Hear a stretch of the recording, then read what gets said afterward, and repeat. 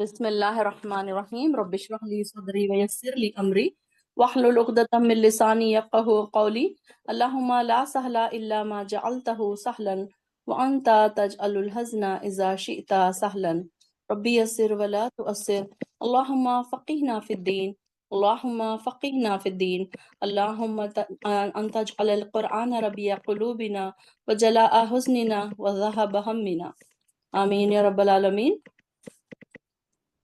चलिए देखते हैं पारा नंबर 23 सूरह यासीन हमारा कंटिन्यूएशन में चल रहा है। वमा लिया लाबुदुल लज़ी फतरनी व इलैहि तुरजाऊन। और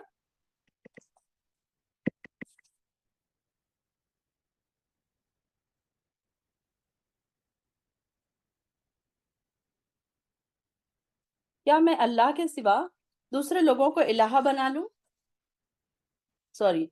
और मैं इस हस्ती की क्यों ना इबादत करूं जिसने मुझे पैदा किया और तुम सबको इसी की तरफ लौट कर जाना है।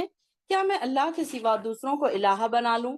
अगर रहमान मुझे कोई तकलीफ देना चाहे तो इनकी सिफारिश मेरे किसी काम ना आएगी और ना ही वो खुद मुझे छुड़ा सकेंगे। तब तो मैं यकीनन सरी गुमराही में जा पड़ा। मैं तो बेशक तुम्हारे परवरदिगार पर ईमान ला चुका। तुम मेरी बात को तवज्जो से सुनो और मान लो।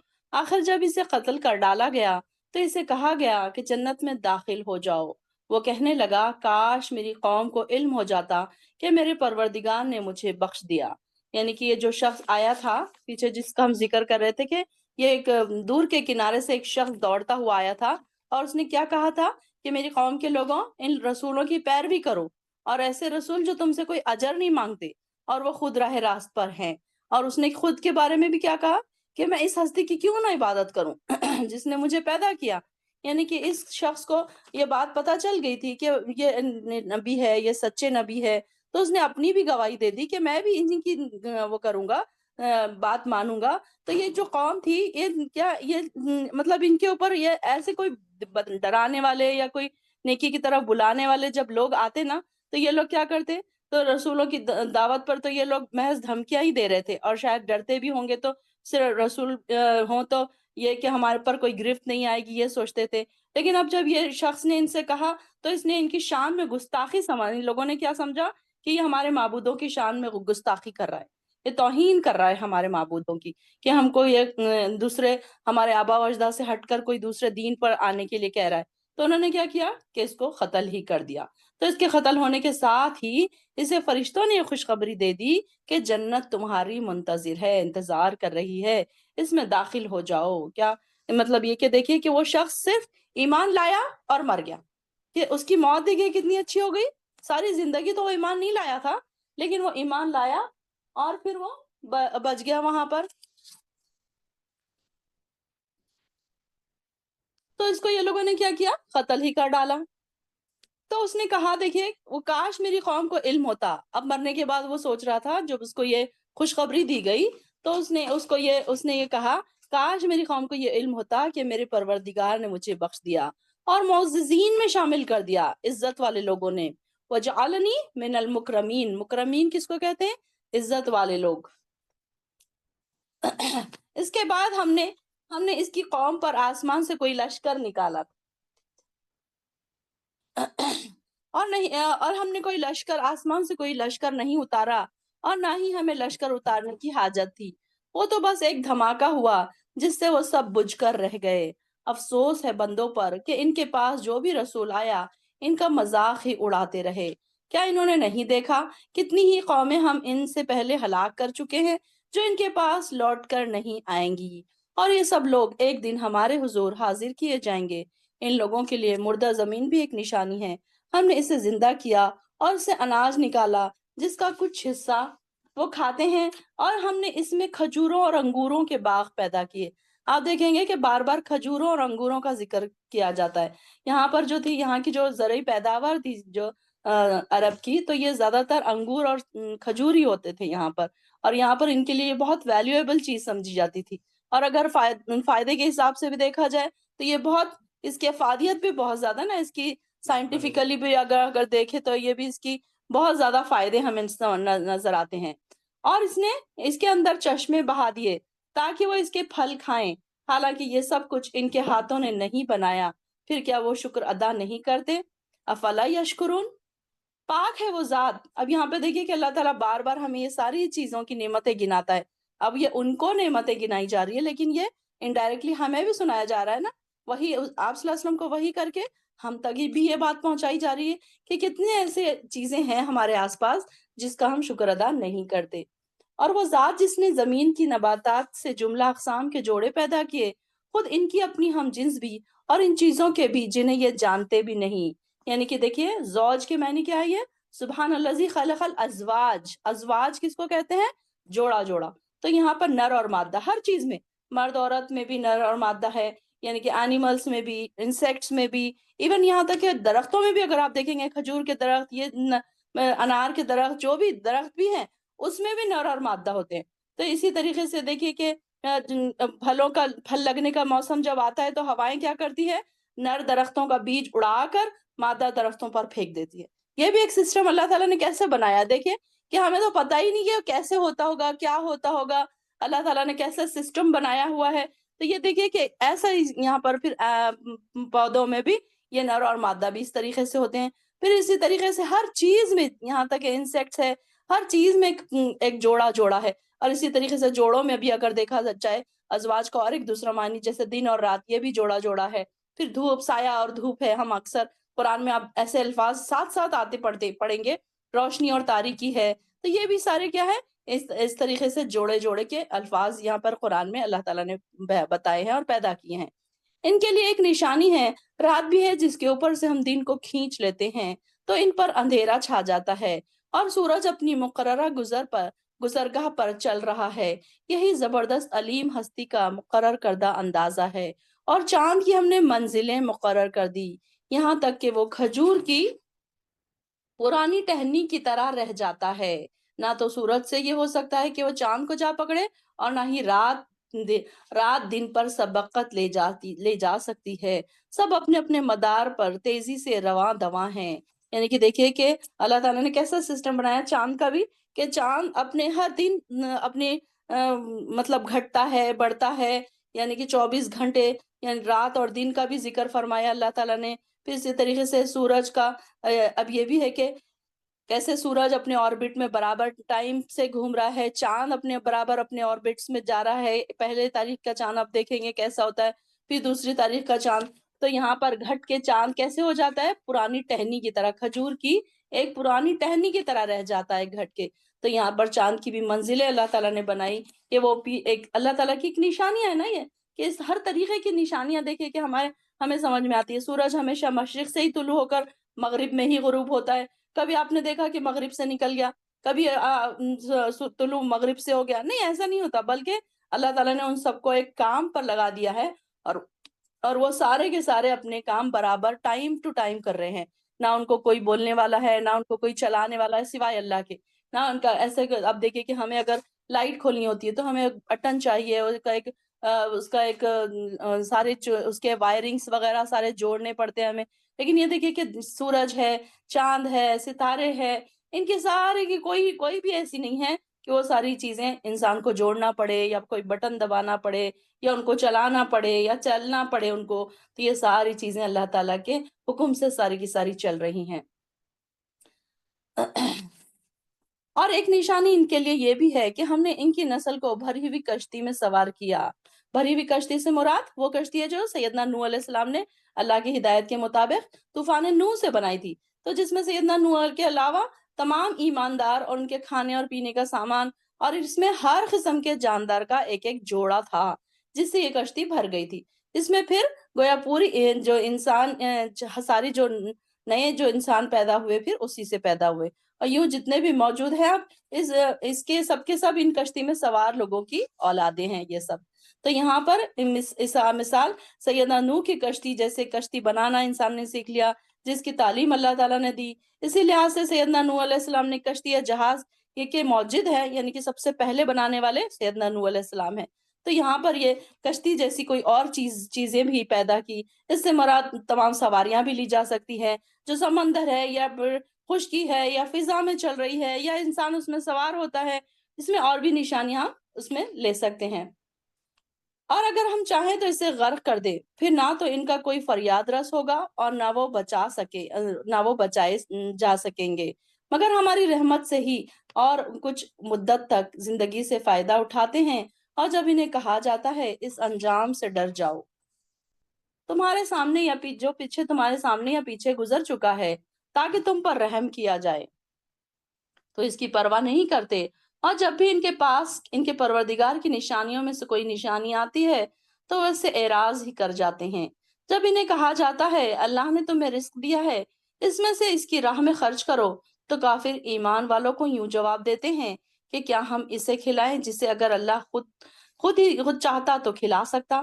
اب یہاں پہ دیکھیے کہ کافروں کا ایمان والوں کو کیا جواب ہوتا ہے جب ان کو کہا جاتا ہے کہ غریبوں کو کچھ دو یا غریبوں کو کچھ کھلاؤ پلاؤ، تو ان کا جواب کیا ہوتا ہے کہ اگر اللہ تعالیٰ اگر کھلانا چاہتا ان کو، اللہ تعالیٰ دینا چاہتا تو اللہ تعالیٰ خود ہی کھلا دیتا ان کو، ہم ہی کیوں کھلائیں؟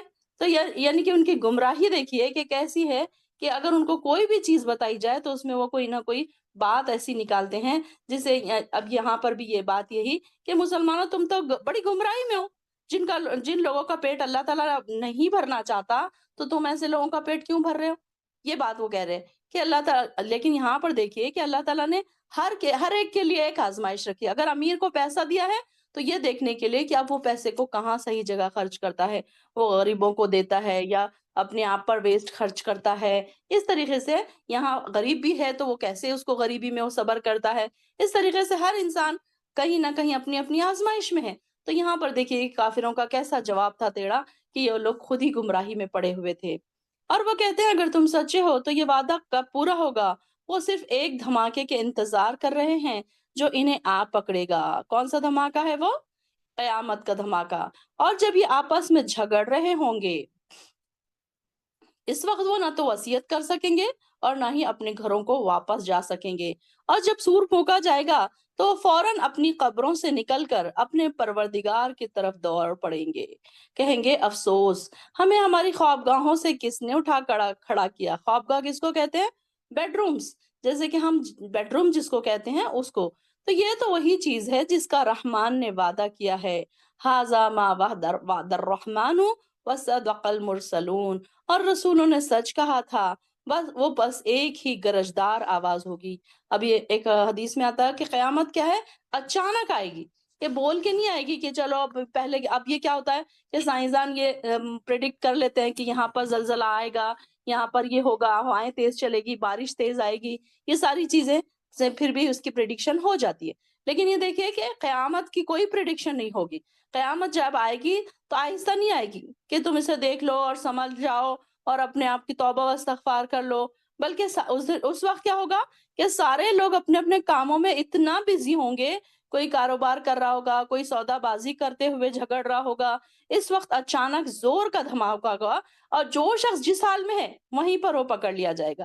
آپ صلی اللہ علیہ وسلم فرماتے ہیں کہ قیامت اس حال میں آئے گی کہ دو آدمی اپنا کپڑا بچھائے بیٹھے ہوں گے اور اس کی سودا بازی اور کپڑا لپیٹنے سے بھی فارغ نہیں ہوں گے، یعنی کہ ایک خرید رہا ہے اور ایک بیچ رہا ہے۔ تو قیامت آ جائے گی، آدمی اپنی اونٹ کا دودھ لے کر چلے گا، ابھی اس کو پیے گا بھی نہیں تو قیامت آ جائے گی۔ اور کوئی آدمی اپنا یعنی کہ آدمی ایک نوالا منہ کی طرف اٹھا رہا ہوگا اور ابھی کھایا بھی نہ ہوگا کہ قیامت آ جائے گی۔ تو یہاں پر قیامت کسی کو اتنی مہلت نہیں دے گی کہ وہ وصیت کر سکیں، یا جو باہر ہے وہ اپنے گھر واپس جا سکیں یا کچھ اپنے لوگوں سے مل سکیں۔ تو یہاں پر سور پھونکنے کی بات آ رہی ہے کہ جب پہلا سور پھونکا جائے گا تو سب لوگ کیا ہوں گے؟ بے ہوش ہو جائیں گے۔ وہ جو سور کی آواز ہوگی، یہاں جو بات ہو رہی ہے کہ صرف ایک دھماکے کا انتظار، ایک گرجدار آواز کا انتظار، وہ جو سور پھونکا جائے گا وہ ایک گرجدار آواز ہوگی، تیز آواز ہوگی کہ وہ ڈر کے مارے سارے کے سارے بے ہوش ہو جائیں گے یا مر جائیں گے۔ بے ہوشی کے عالم میں ہی ان کی موت بھی واقع ہو جائے گی۔ اور پھر جب دوسری بار سور پھونکا جائے گا جسے نفخ ثانی کہا جاتا ہے، نفخ اول، سور کیا ہے؟ دو سور ہے نا، نفخ اول اور نفخ ثانی۔ تو دوسری جب سور پھونکی جائے گی تو پھر وہ قبروں سے اٹھ کھڑے ہوں گے اور اس وقت انہیں یہ نہیں معلوم ہو سکے گا کہ کیا حادثہ پیش آیا تھا، اس وقت کہاں کھڑے ہیں۔ جیسے اب فار ایگزامپل دیکھیں کہ کسی شخص کا ایکسیڈنٹ ہو جائے اور وہ وہیں بے ہوش ہو گیا، تو پھر اس کو ہاسپٹل پہنچا دیا گیا۔ اب کچھ مدت کے بعد اس کو ہوش آیا تو وہ اپنے آپ کو دیکھتا ہے، آنکھیں کھولتا ہے تو اس وقت دیکھتا ہے کہ وہ ہاسپٹل میں ہے، تو وہ پوچھتا ہے کہ میں کہاں ہوں؟ اس کو سارا کچھ نہیں یاد ہوتا کہ وہ گاڑی چلا رہا تھا یا بے ہوش ہو گیا تھا، یہ سارا کچھ اس کو نہیں پتا ہوتا، اور بالکل اجنبی اور دہشت ناک ماحول دیکھ کر سارا کچھ وہ بھول جاتا ہے۔ تو اسی طریقے سے جب قیامت آئے گی اور جب وہ انسان سارا کچھ بھول جائے گا جو وہ پہلے اس نے کیا تھا۔ میں نے ایک ویڈیو بھی بھیجی تھی آپ کو تھوڑے دن پہلے ایک گروپ پہ، جن بہنوں نے دیکھی تھی، پومپی جو سٹی ہے اس کے بارے میں، کہ اس کے اوپر بھی جب عذاب آیا تھا تو اس میں بھی دیکھیے کہ کیسے لوگ پتھر بن گئے تھے۔ بہت ساری بہنوں نے ہمارے ہو سکتا ہے دیکھا بھی ہوگا وہ، کہ اب اس کو ریسرچ کر کے وہ سٹی کو نکالا گیا کھدائی میں، یا پھر نکلی، کئی ہزاروں سال پرانی وہ سٹی ہے اس کا نام پومپی تھا۔ تو اس میں بھی یہی بتایا جا رہا ہے کہ لوگ کوئی کھا رہے ہیں، کوئی اپنے بچے سے کھیل رہے ہیں، کوئی کام کر رہے ہیں، اور پھر کچھ ایسا عذاب آیا کہ وہ وہیں پر پتھر بن گئے۔ تو یہاں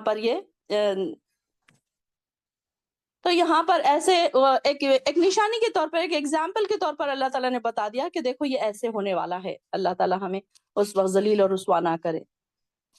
اور یہ بھی ایک حدیث میں آتا ہے کہ قیامت اس وقت تک قائم نہیں ہوگی جب تک کوئی ایک انسان بھی اللہ کا نام لینے والا ہوگا، یعنی کہ کوئی ایک انسان بھی توحید پرست ہوگا، اللہ والا ہوگا، تو اس وقت تک قیامت قائم نہیں ہوگی، کیونکہ قیامت برے لوگوں پر، کافروں پر ہی قائم ہوگی، نافرمان لوگوں پر۔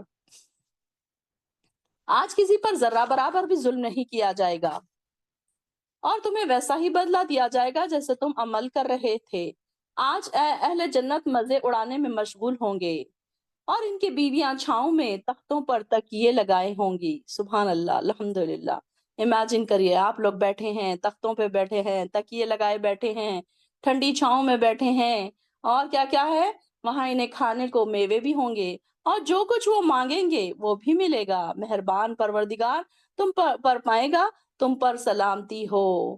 اور دیکھیے کہ کتنی خوشی کی بات ہے نا، کہ جو لوگ محنتیں کرتے تھے، اللہ کے لیے اللہ کو راضی کرنے کے لیے کوششیں کرتے تھے، تو ایسے لوگ پھر کیا ہوں گے، کہ ایسے لوگ اللہ تعالیٰ کے پاس پھر ان کے کیا کیا انعامات ہوں گے۔ دیکھیے کہ کیا ہی سکون کی لائف ہوگی، کہ وہاں بیٹھے ہیں، انجوائے کر رہے ہیں، باغوں میں گھوم رہے ہیں، نہروں سے پانی پی رہے ہیں۔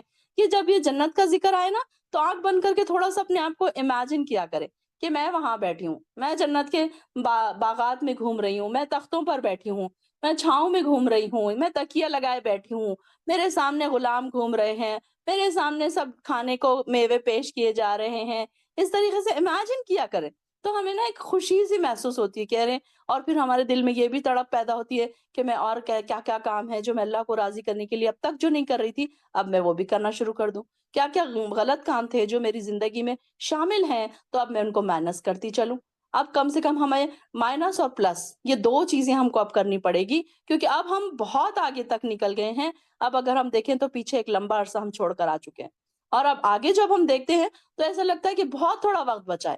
تو اب ہمیں کیا کرنا ہے، پلس اور مائنس۔ مائنس کیا کیا کرنا ہے، ساری نگیٹو چیزیں، سارے گناہ کے کام، سارے ایسی چیزیں جو اللہ کی ناراضگی والے ہیں، اور پلس کیا کیا کرنا ہے، اللہ کے رضا کے کام، اللہ کو راضی کرنے والے کام، اللہ کو کیسے ہم خوش کریں۔ ایک ایک لمحہ ہمارا اللہ کو راضی کرنے میں گزرنا چاہیے۔ اور مجرموں کو کیا کہا جائے گا، اے مجرموں آج تم الگ ہو جاؤ۔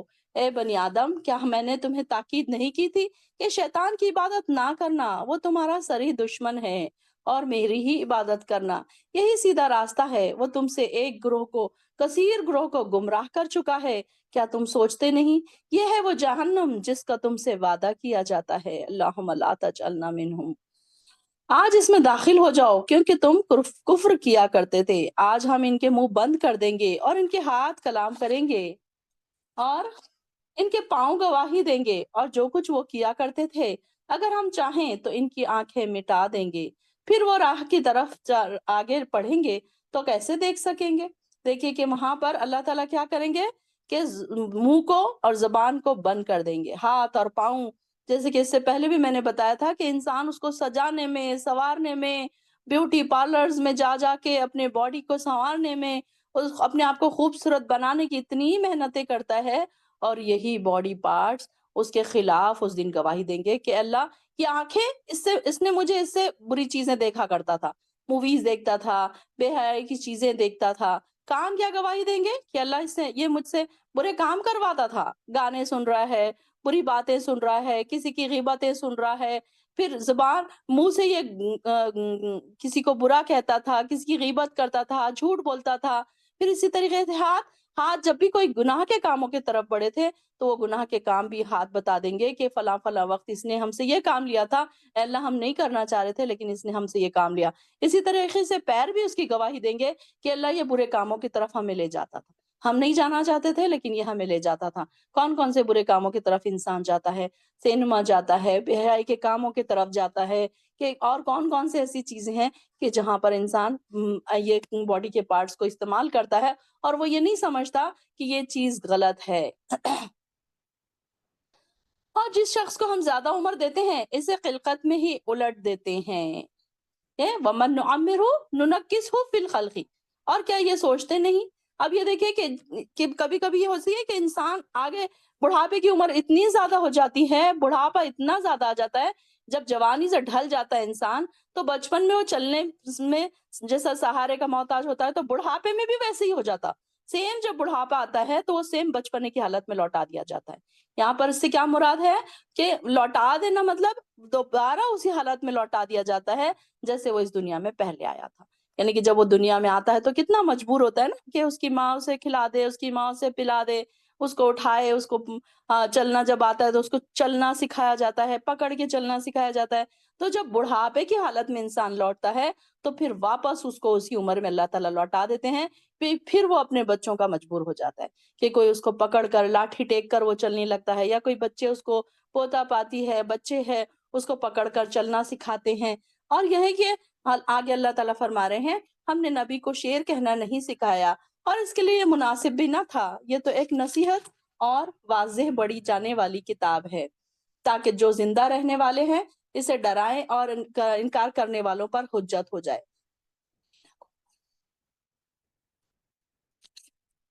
آیت نمبر 71 سے ہی نہ پڑھیے۔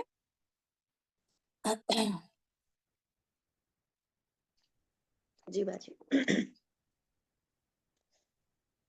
بسم اللہ الرحمن الرحیم۔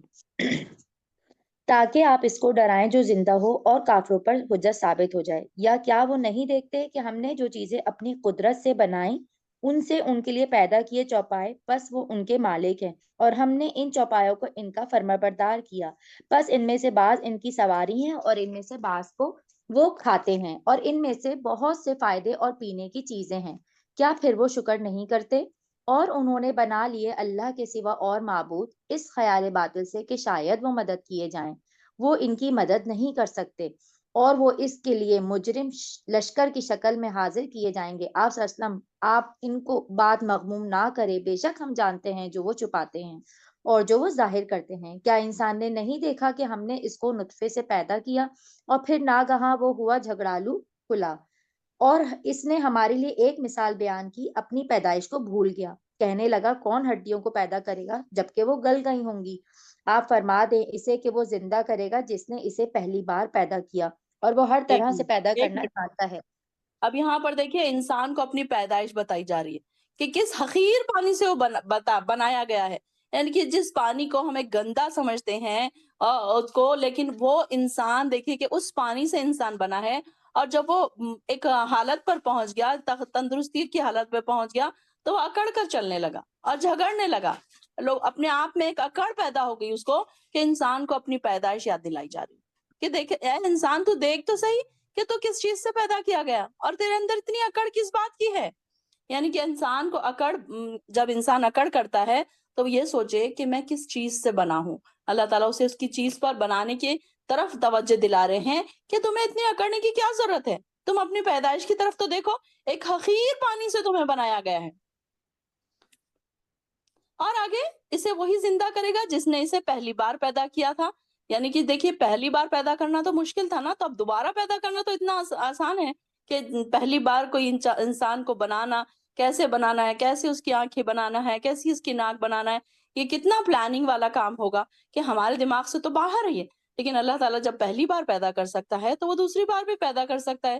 اور جس نے تمہارے لیے سرسبز درخت سے آگ پیدا کر دی، یعنی کہ دیکھیے کئی ایسے بھی درخت ہیں جس سے تم آگ سلگاتے ہو، کیا وہ ذات آسمانوں سے اور جس نے آسمانوں اور زمین کو پیدا کیا اس بات پر قادر نہیں کہ وہ ان جیسوں کو بھی پیدا کر سکے؟ یعنی کہ عرب میں ایک ایسا بھی درخت ہے جس کی ٹہنیوں کو رگڑنے سے آگ پیدا ہوتی ہے۔ یعنی کہ اللہ تعالیٰ دیکھیے کہ ایک سرسبز درخت، گرین درخت ہے۔ اب ہم سوچتے ہیں کہ گرین درخت سے بھلا کیسے آگ پیدا ہو سکتی ہے؟ تو اللہ تعالیٰ کے لیے کچھ بھی مشکل نہیں ہے کہ درخت سے بھی آگ پیدا کر دے۔ پھر آخر یہ سے ایندھن بنا کر اس سے آگ نکالی۔ اللہ تعالیٰ دیکھیے کہ درخت کا آغاز پانی سے ہوا۔ درخت کیسے پیدا ہوا؟ پہلے اس کو پانی دیا گیا، اور انتہا کیا پہ ہوئی؟ آگ پہ ہوئی۔ یہ دونوں چیزیں ایک دوسرے کی ضد ہے۔ اور دیکھیے کہ اللہ تعالیٰ آگ تھوڑی مقدار میں ہو تو پانی اس کا وجود ختم کر دیتا ہے، اور پانی کی کم مقدار میں ہو تو آگ اسے آبی بخارات میں تبدیل کر کے اسے ختم کر دیتی ہے۔ یعنی کہ دیکھیے کہ دونوں چیزیں ساتھ ساتھ چل رہی ہیں۔ پھر کچھ درخت ایسے بھی ہیں جن کی ٹہنیاں رگڑنے سے اس طرح آگ پیدا ہو جاتی ہے، جیسے ہم اکثر دیکھتے تھے نا بچپن میں، ہم دو پتھروں کو رگڑ کے اس میں سے ہم چنگاری نکالتے تھے۔ تو کچھ ایسے بھی ہیں جن کی ٹہنیاں موم بتی کی طرح جلتی ہیں، تو وہ ایسی بھی ہیں کچھ۔ اور ہر درخت اور پودا جو پانی سے پیدا ہوا ہے، اس کے اندر کہیں نہ کہیں یہ صفات بھی رکھ دی گئی ہے۔ پڑھیے آگے۔ وہ جس نے آسمانوں اور زمین کو پیدا کیا، کیا وہ اس پر قادر نہیں کہ ان جیسا اور پیدا کرے؟ ہاں کیوں نہیں، وہ بڑا پیدا کرنے والا دانا ہے۔ کیا اس کا کام اس کے سوا نہیں کہ وہ کسی شے کا ارادہ کرتا ہے تو وہ اس کو کہتا ہے ہو جا تو وہ ہو جاتی ہے۔ سو پاک ہے وہ ذات واحد جس کے ہاتھ میں ہر شے کی بادشاہت ہے، اور اسی کی طرف تم لوٹ کر جاؤ گے۔ سورہ صافات۔ بسم اللہ الرحمن الرحیم۔ قسم ہے پرا جما کر صف باندھنے والے فرشتوں کی، پھر جھڑک کر ڈانٹنے والوں کی، پھر قرآن تلاوت کرنے والوں کی۔ بے شک تمہارا معبود ایک ہی ہے، پروردگار ہے آسمانوں کا اور زمین کا اور جو ان دونوں کے درمیان ہے، اور پروردگار ہے مشرق و مقامات طلوع کا۔ بے شک ہم نے مزین کیا آسمان دنیا کو ستاروں کی زینت سے، اور ہر سرکش شیطان سے محفوظ کیا، اور ملائے اعلیٰ اوپر کی مجلس کی طرف کان نہیں لگا سکتے۔ ہر طرف سے بھگانے کو انگارے مارے جاتے ہیں، اور ان کے لیے دائمی عذاب ہے، سوائے اس کے جو اچک لے کر لے بھاگا تو اس کے پیچھے ایک دہکتا ہوا انگارہ لگا۔ بس آپ ان سے پوچھیں کہ کیا ان کا پیدا کرنا زیادہ مشکل ہے یا جو مخلوق ہم نے پیدا کی؟ ایک بے منٹ شک رکیے۔ ہم نے انہیں ہاں یہاں پر دیکھیے شہاب ثاقب کا ذکر ہو رہا ہے، شہاب ثاقب کا، آیت نمبر 10 میں، کہ یہاں پر دیکھیے دور نبوی میں جو کہانت کا بہت زیادہ چرچا تھا، جادوگروں کا۔ تو اس میں عرب جو تھے کہانت کا بڑا چرچا تھا، وہاں پر کاہنوں کو معاشرے میں ایک معزز مقام بھی حاصل تھا، یعنی کہ ان کی سب لوگ بہت عزت بھی کرتے تھے۔ تو ان کے متعلق یہ مشہور تھا کہ جن اور شیطان جو ہے کاہنوں کے قبضے میں ہوتے ہیں، اور جو انہیں غیب کی خبریں مہیا کرتے ہیں۔ اچھے بھلے لوگ بھی ان کی گھر میں ان کے یہاں جایا کرتے تھے اور ان کی خدمات بھی حاصل کرتے تھے۔ آج بھی دیکھیے کہ ہمارے آس پاس کئی ایسے لوگ ہیں جو پڑھے لکھے ہیں، جو بڑے اسٹیٹس والے ہیں، عاملوں کے گھروں کے چکر کاٹتے رہتے ہیں۔ اور آپ دیکھیں گے کہ یہ جو عامل ہیں وہ کرتے کیا ہیں کہ وہ ایک بار ان کے پاس آپ چلے جائیں تو وہ ان کا یہ طریقہ ہوتا ہے کہ وہ آپ کے پیچھے ہی جن لگا دیتے ہیں تاکہ وہ آپ سے پیسہ بٹور سکیں۔ اب ان کو آپ کی معاشی کا اس کا اندازہ ہو جاتا ہے کہ آپ کتنے پیسے والے ہیں، کتنے غریب ہیں۔ اگر تو کوئی غریب ہے تو چلو ان کا پیچھا چھوڑ دیتے ہیں، لیکن جو امیر لوگ ہیں، اب دیکھیے کہ بڑے بڑے لوگ ہمارے بزنس میں پروفٹ نہیں ہو رہا، یہ دشمنیاں ان سے نکالنی ہے، بزنس میں ان کو نیچا دکھانا ہے، ان کا بزنس ختم کرنا ہے، یہ ساری چیزوں کے لیے لوگ کیا کرتے ہیں؟ عاملوں کے پاس جاتے ہیں کہ وہاں سے تعویذ لے کر آتے ہیں۔ تو یہ سوچئے کہ تعویذ پر تو ہم نے بھروسہ کر لیا نا۔ جو لوگ عاملوں کے پاس جاتے ہیں وہ یہ سوچے تو صحیح کہ انہوں نے بھروسہ کس پہ کیا، اللہ پر یا تعویذ کے کاغذ کے ٹکڑے پر؟ تو یہ کیا کرتے ہیں، جن ان کے پیچھے لگا دیتے ہیں، اور وہ جن ان کے پیچھے پیچھے رہ کر ان کی ساری چیزیں معلوم کر کے پھر اب عامل کو آ کے بتا دیتے ہیں۔ اور پھر وہ عامل ان کو جب وہ آتے ہیں ان کے پاس تو کہتے ہیں اچھا آپ تو ایسے ہیں، اچھا آپ نے تو کل ایسے کیا تھا، رات میں آپ کو نیند نہیں آئی تھی، آپ کو یہ ہوا تھا، آپ کو وہ ہوا تھا۔ تو اس طریقے سے وہ انسان سوچتا ہے کہ یہ تو بہت ہی پہنچا ہوا عامل ہے، تو اس طریقے سے پھر وہ اس کے گرویدہ ہو جاتے ہیں، اور پھر ایسے کر کے وہ ان سے پیسہ بٹورتے ہیں۔ تو ان کے بارے میں آتا ہے کہ یہ ایسے ہی ان کی بات ہے کہ یہ لوگ یہ سوچتے ہیں کہ جو شیطان اور جن جو ہے کیا کرتے ہیں، آپ اوپر سے جا کر یہ یہاں پہ شاب ثاقب کے بارے میں ہم نے پہلے بھی یہی پڑھا تھا کہ ہم دیکھتے ہیں کہ کوئی ستارہ ٹوٹتے ہوئے ہم دیکھتے ہیں یا کوئی روشنی دیکھتے ہیں. تو دور جاہلیت میں جب ایسا واقعہ ہوتا تھا تو وہ صحابہ کہنے لگے کہ ہم تو یہی کہتے تھے کہ کوئی بڑا آدمی مر گیا یا پیدا ہو گیا. یا پہلے کے زمانے کی بات الگ تھی. یہ کسی زندگی اور موت کے سبب نہیں ٹوٹتا، بلکہ پروردگار کسی کام کا فیصلہ کرتا ہے تو حاملان عرش جو فرشتے ہیں تو وہ تسبیح کرتے ہیں، اور پھر آسمان والے فرشتے جو ان کے قریب ہوتے ہیں پھر ان سے قریب والے تسبیح کرتے ہیں، اور یہاں تک سبحان اللہ کی آواز 7ویں آسمان تک پہنچتی ہے. پھر 6ٹھے آسمان تک 7ویں آسمان والے پوچھتے ہیں کہ تمہارے پروردگار نے کیا فرمایا، تو وہ انہیں خبر دیتے ہیں. اس طرح نیچے آسمان والے اوپر کے آسمان والوں سے پوچھتے رہتے ہیں یہاں تک کہ یہ خبر دنیا کے آسمانوں تک پہنچ جاتی ہے. اور شیطان جو ہوتے ہیں تو یہ کیا کرتے ہیں، اچک کر سننا چاہتے ہیں کہ تو ان کو مار پڑتی ہے، اور وہ کچھ بات لا کر اپنے کاہنوں کے پاس دے دیتے ہیں، اور وہ خبر تو سچ ہوتی ہے مگر اسے وہ بدلتے اور گھٹا بھی بڑھا دیتے ہیں، تھوڑا سا اس میں ایڈیشن بھی کر دیتے ہیں. اور کبھی کبھی یہ بات ہوتی ہے کہ وہ سچ بھی ہو جاتی ہے کیونکہ وہ تو انہوں نے سن کر آ گئے وہاں سے. تو یہاں پر عاملوں کی اس طریقے سے بات ہوتی ہے کہ وہ لوگ کیا کرتے ہیں کہ پھر انسانوں کے پیچھے لگ جاتے ہیں. پڑھیے آگے. جی. بے شک ہم نے انہیں چپکتی ہوئی مٹی گارے سے پیدا کیا، بلکہ آپ نے ان کی حالت پر تعجب کیا اور وہ مذاق اڑاتے ہیں، اور جب انہیں نصیحت کی جائے تو وہ نصیحت قبول نہیں کرتے، اور جب کوئی نشانی دیکھتے ہیں تو وہ ہنسی میں اڑا دیتے ہیں. اور انہوں نے کہا یہ تو صرف کھلا جادو ہے، کیا جب ہم مر گئے اور ہم مٹی اور ہڈیاں ہو گئے کیا ہم پھر اٹھائے جائیں گے؟ کیا ہمارے باپ دادا بھی؟ آپ سرسم فرما دیں ہاں، اور تم ذلیل و خوار ہوگے. بس اس کے سوا نہیں کہ وہ ایک للکار ہوگی، بس ناگہاں وہ دیکھنے لگیں گے اور وہ کہیں گے ہائے ہماری خرابی، یہ بدلے کا دن ہے، یہ فیصلے کا دن ہے، وہ جس کو تم جھٹلاتے تھے. تم ظالموں کو اور ان کے ساتھیوں کو جمع کرو جس کی وہ پرستش کرتے تھے اللہ کے سوائے، بس تم ان کو جہنم کا راستہ دکھاؤ اور ان کو ٹھہراؤ، بے شک ان سے پرستش ہوگی. تمہیں کیا ہو گیا ہے؟ تم ایک دوسرے کی مدد نہیں کرتے، بلکہ وہ آج سر جھکائے فرما بردار اپنے آپ کو پکڑواتے ہیں، اور ان میں سے ایک دوسرے کی طرف باہم سوال کرتے ہوئے رخ کرے گا. وہ کہیں گے بے شک تم ہم پر دائیں طرف سے بڑے زور سے آتے تھے. وہ کہیں گے نہیں، بلکہ تم ایمان والے لانے والے نہ تھے اور ہمارا تم پر کوئی زور نہ تھا، بلکہ تم ایک سرکش قوم تھے. بس ہم پر ہمارے رب کی بات ثابت ہو گئی، بے شک ہم البتہ مزہ چکھنے والے ہیں. بس تم نے ہمیں بہکایا، بے شک ہم خود گمراہ تھے. بس بے شک وہ اس دن عذاب میں بھی شریک رہیں گے، بے شک اسی طرح کرتے ہیں ہم مجرموں کے ساتھ. بے شک جب ان سے کہا جاتا تھا کہ اللہ کے سوا کوئی معبود نہیں تو وہ تکبر کرتے تھے، اور وہ کہتے تھے کیا ہم اپنے معبودوں کو چھوڑ دیں ایک شاعر دیوانے کی خاطر، بلکہ وہ حق کے ساتھ آئے ہیں اور وہ تصدیق کرتے ہیں رسولوں کی. بے شک تم دردناک عذاب ضرور چکھنے والے ہو اور تمہیں بدلہ نہ دیا جائے گا مگر اس کے مطابق جو تم کرتے ہو. ہاں، مگر اللہ کے خاص چنے ہوئے بندے، ان کے لیے رزق معمول مقرر ہے، یعنی میوے، اور وہ اعزاز والے ہوں گے نعمت کے ایک منٹ، باغات میں. ایک منٹ. اب یہاں پر دیکھیے کہ یہاں پچھلے جو آیتوں میں آ رہا ہے گناہگاروں کا ذکر آ رہا ہے کہ یہاں پر، اور آگے سے آ رہا ہے کہ اللہ عباد اللہ المخلصین، اور سوائے کون سے لوگ ان سے بچے رہیں گے؟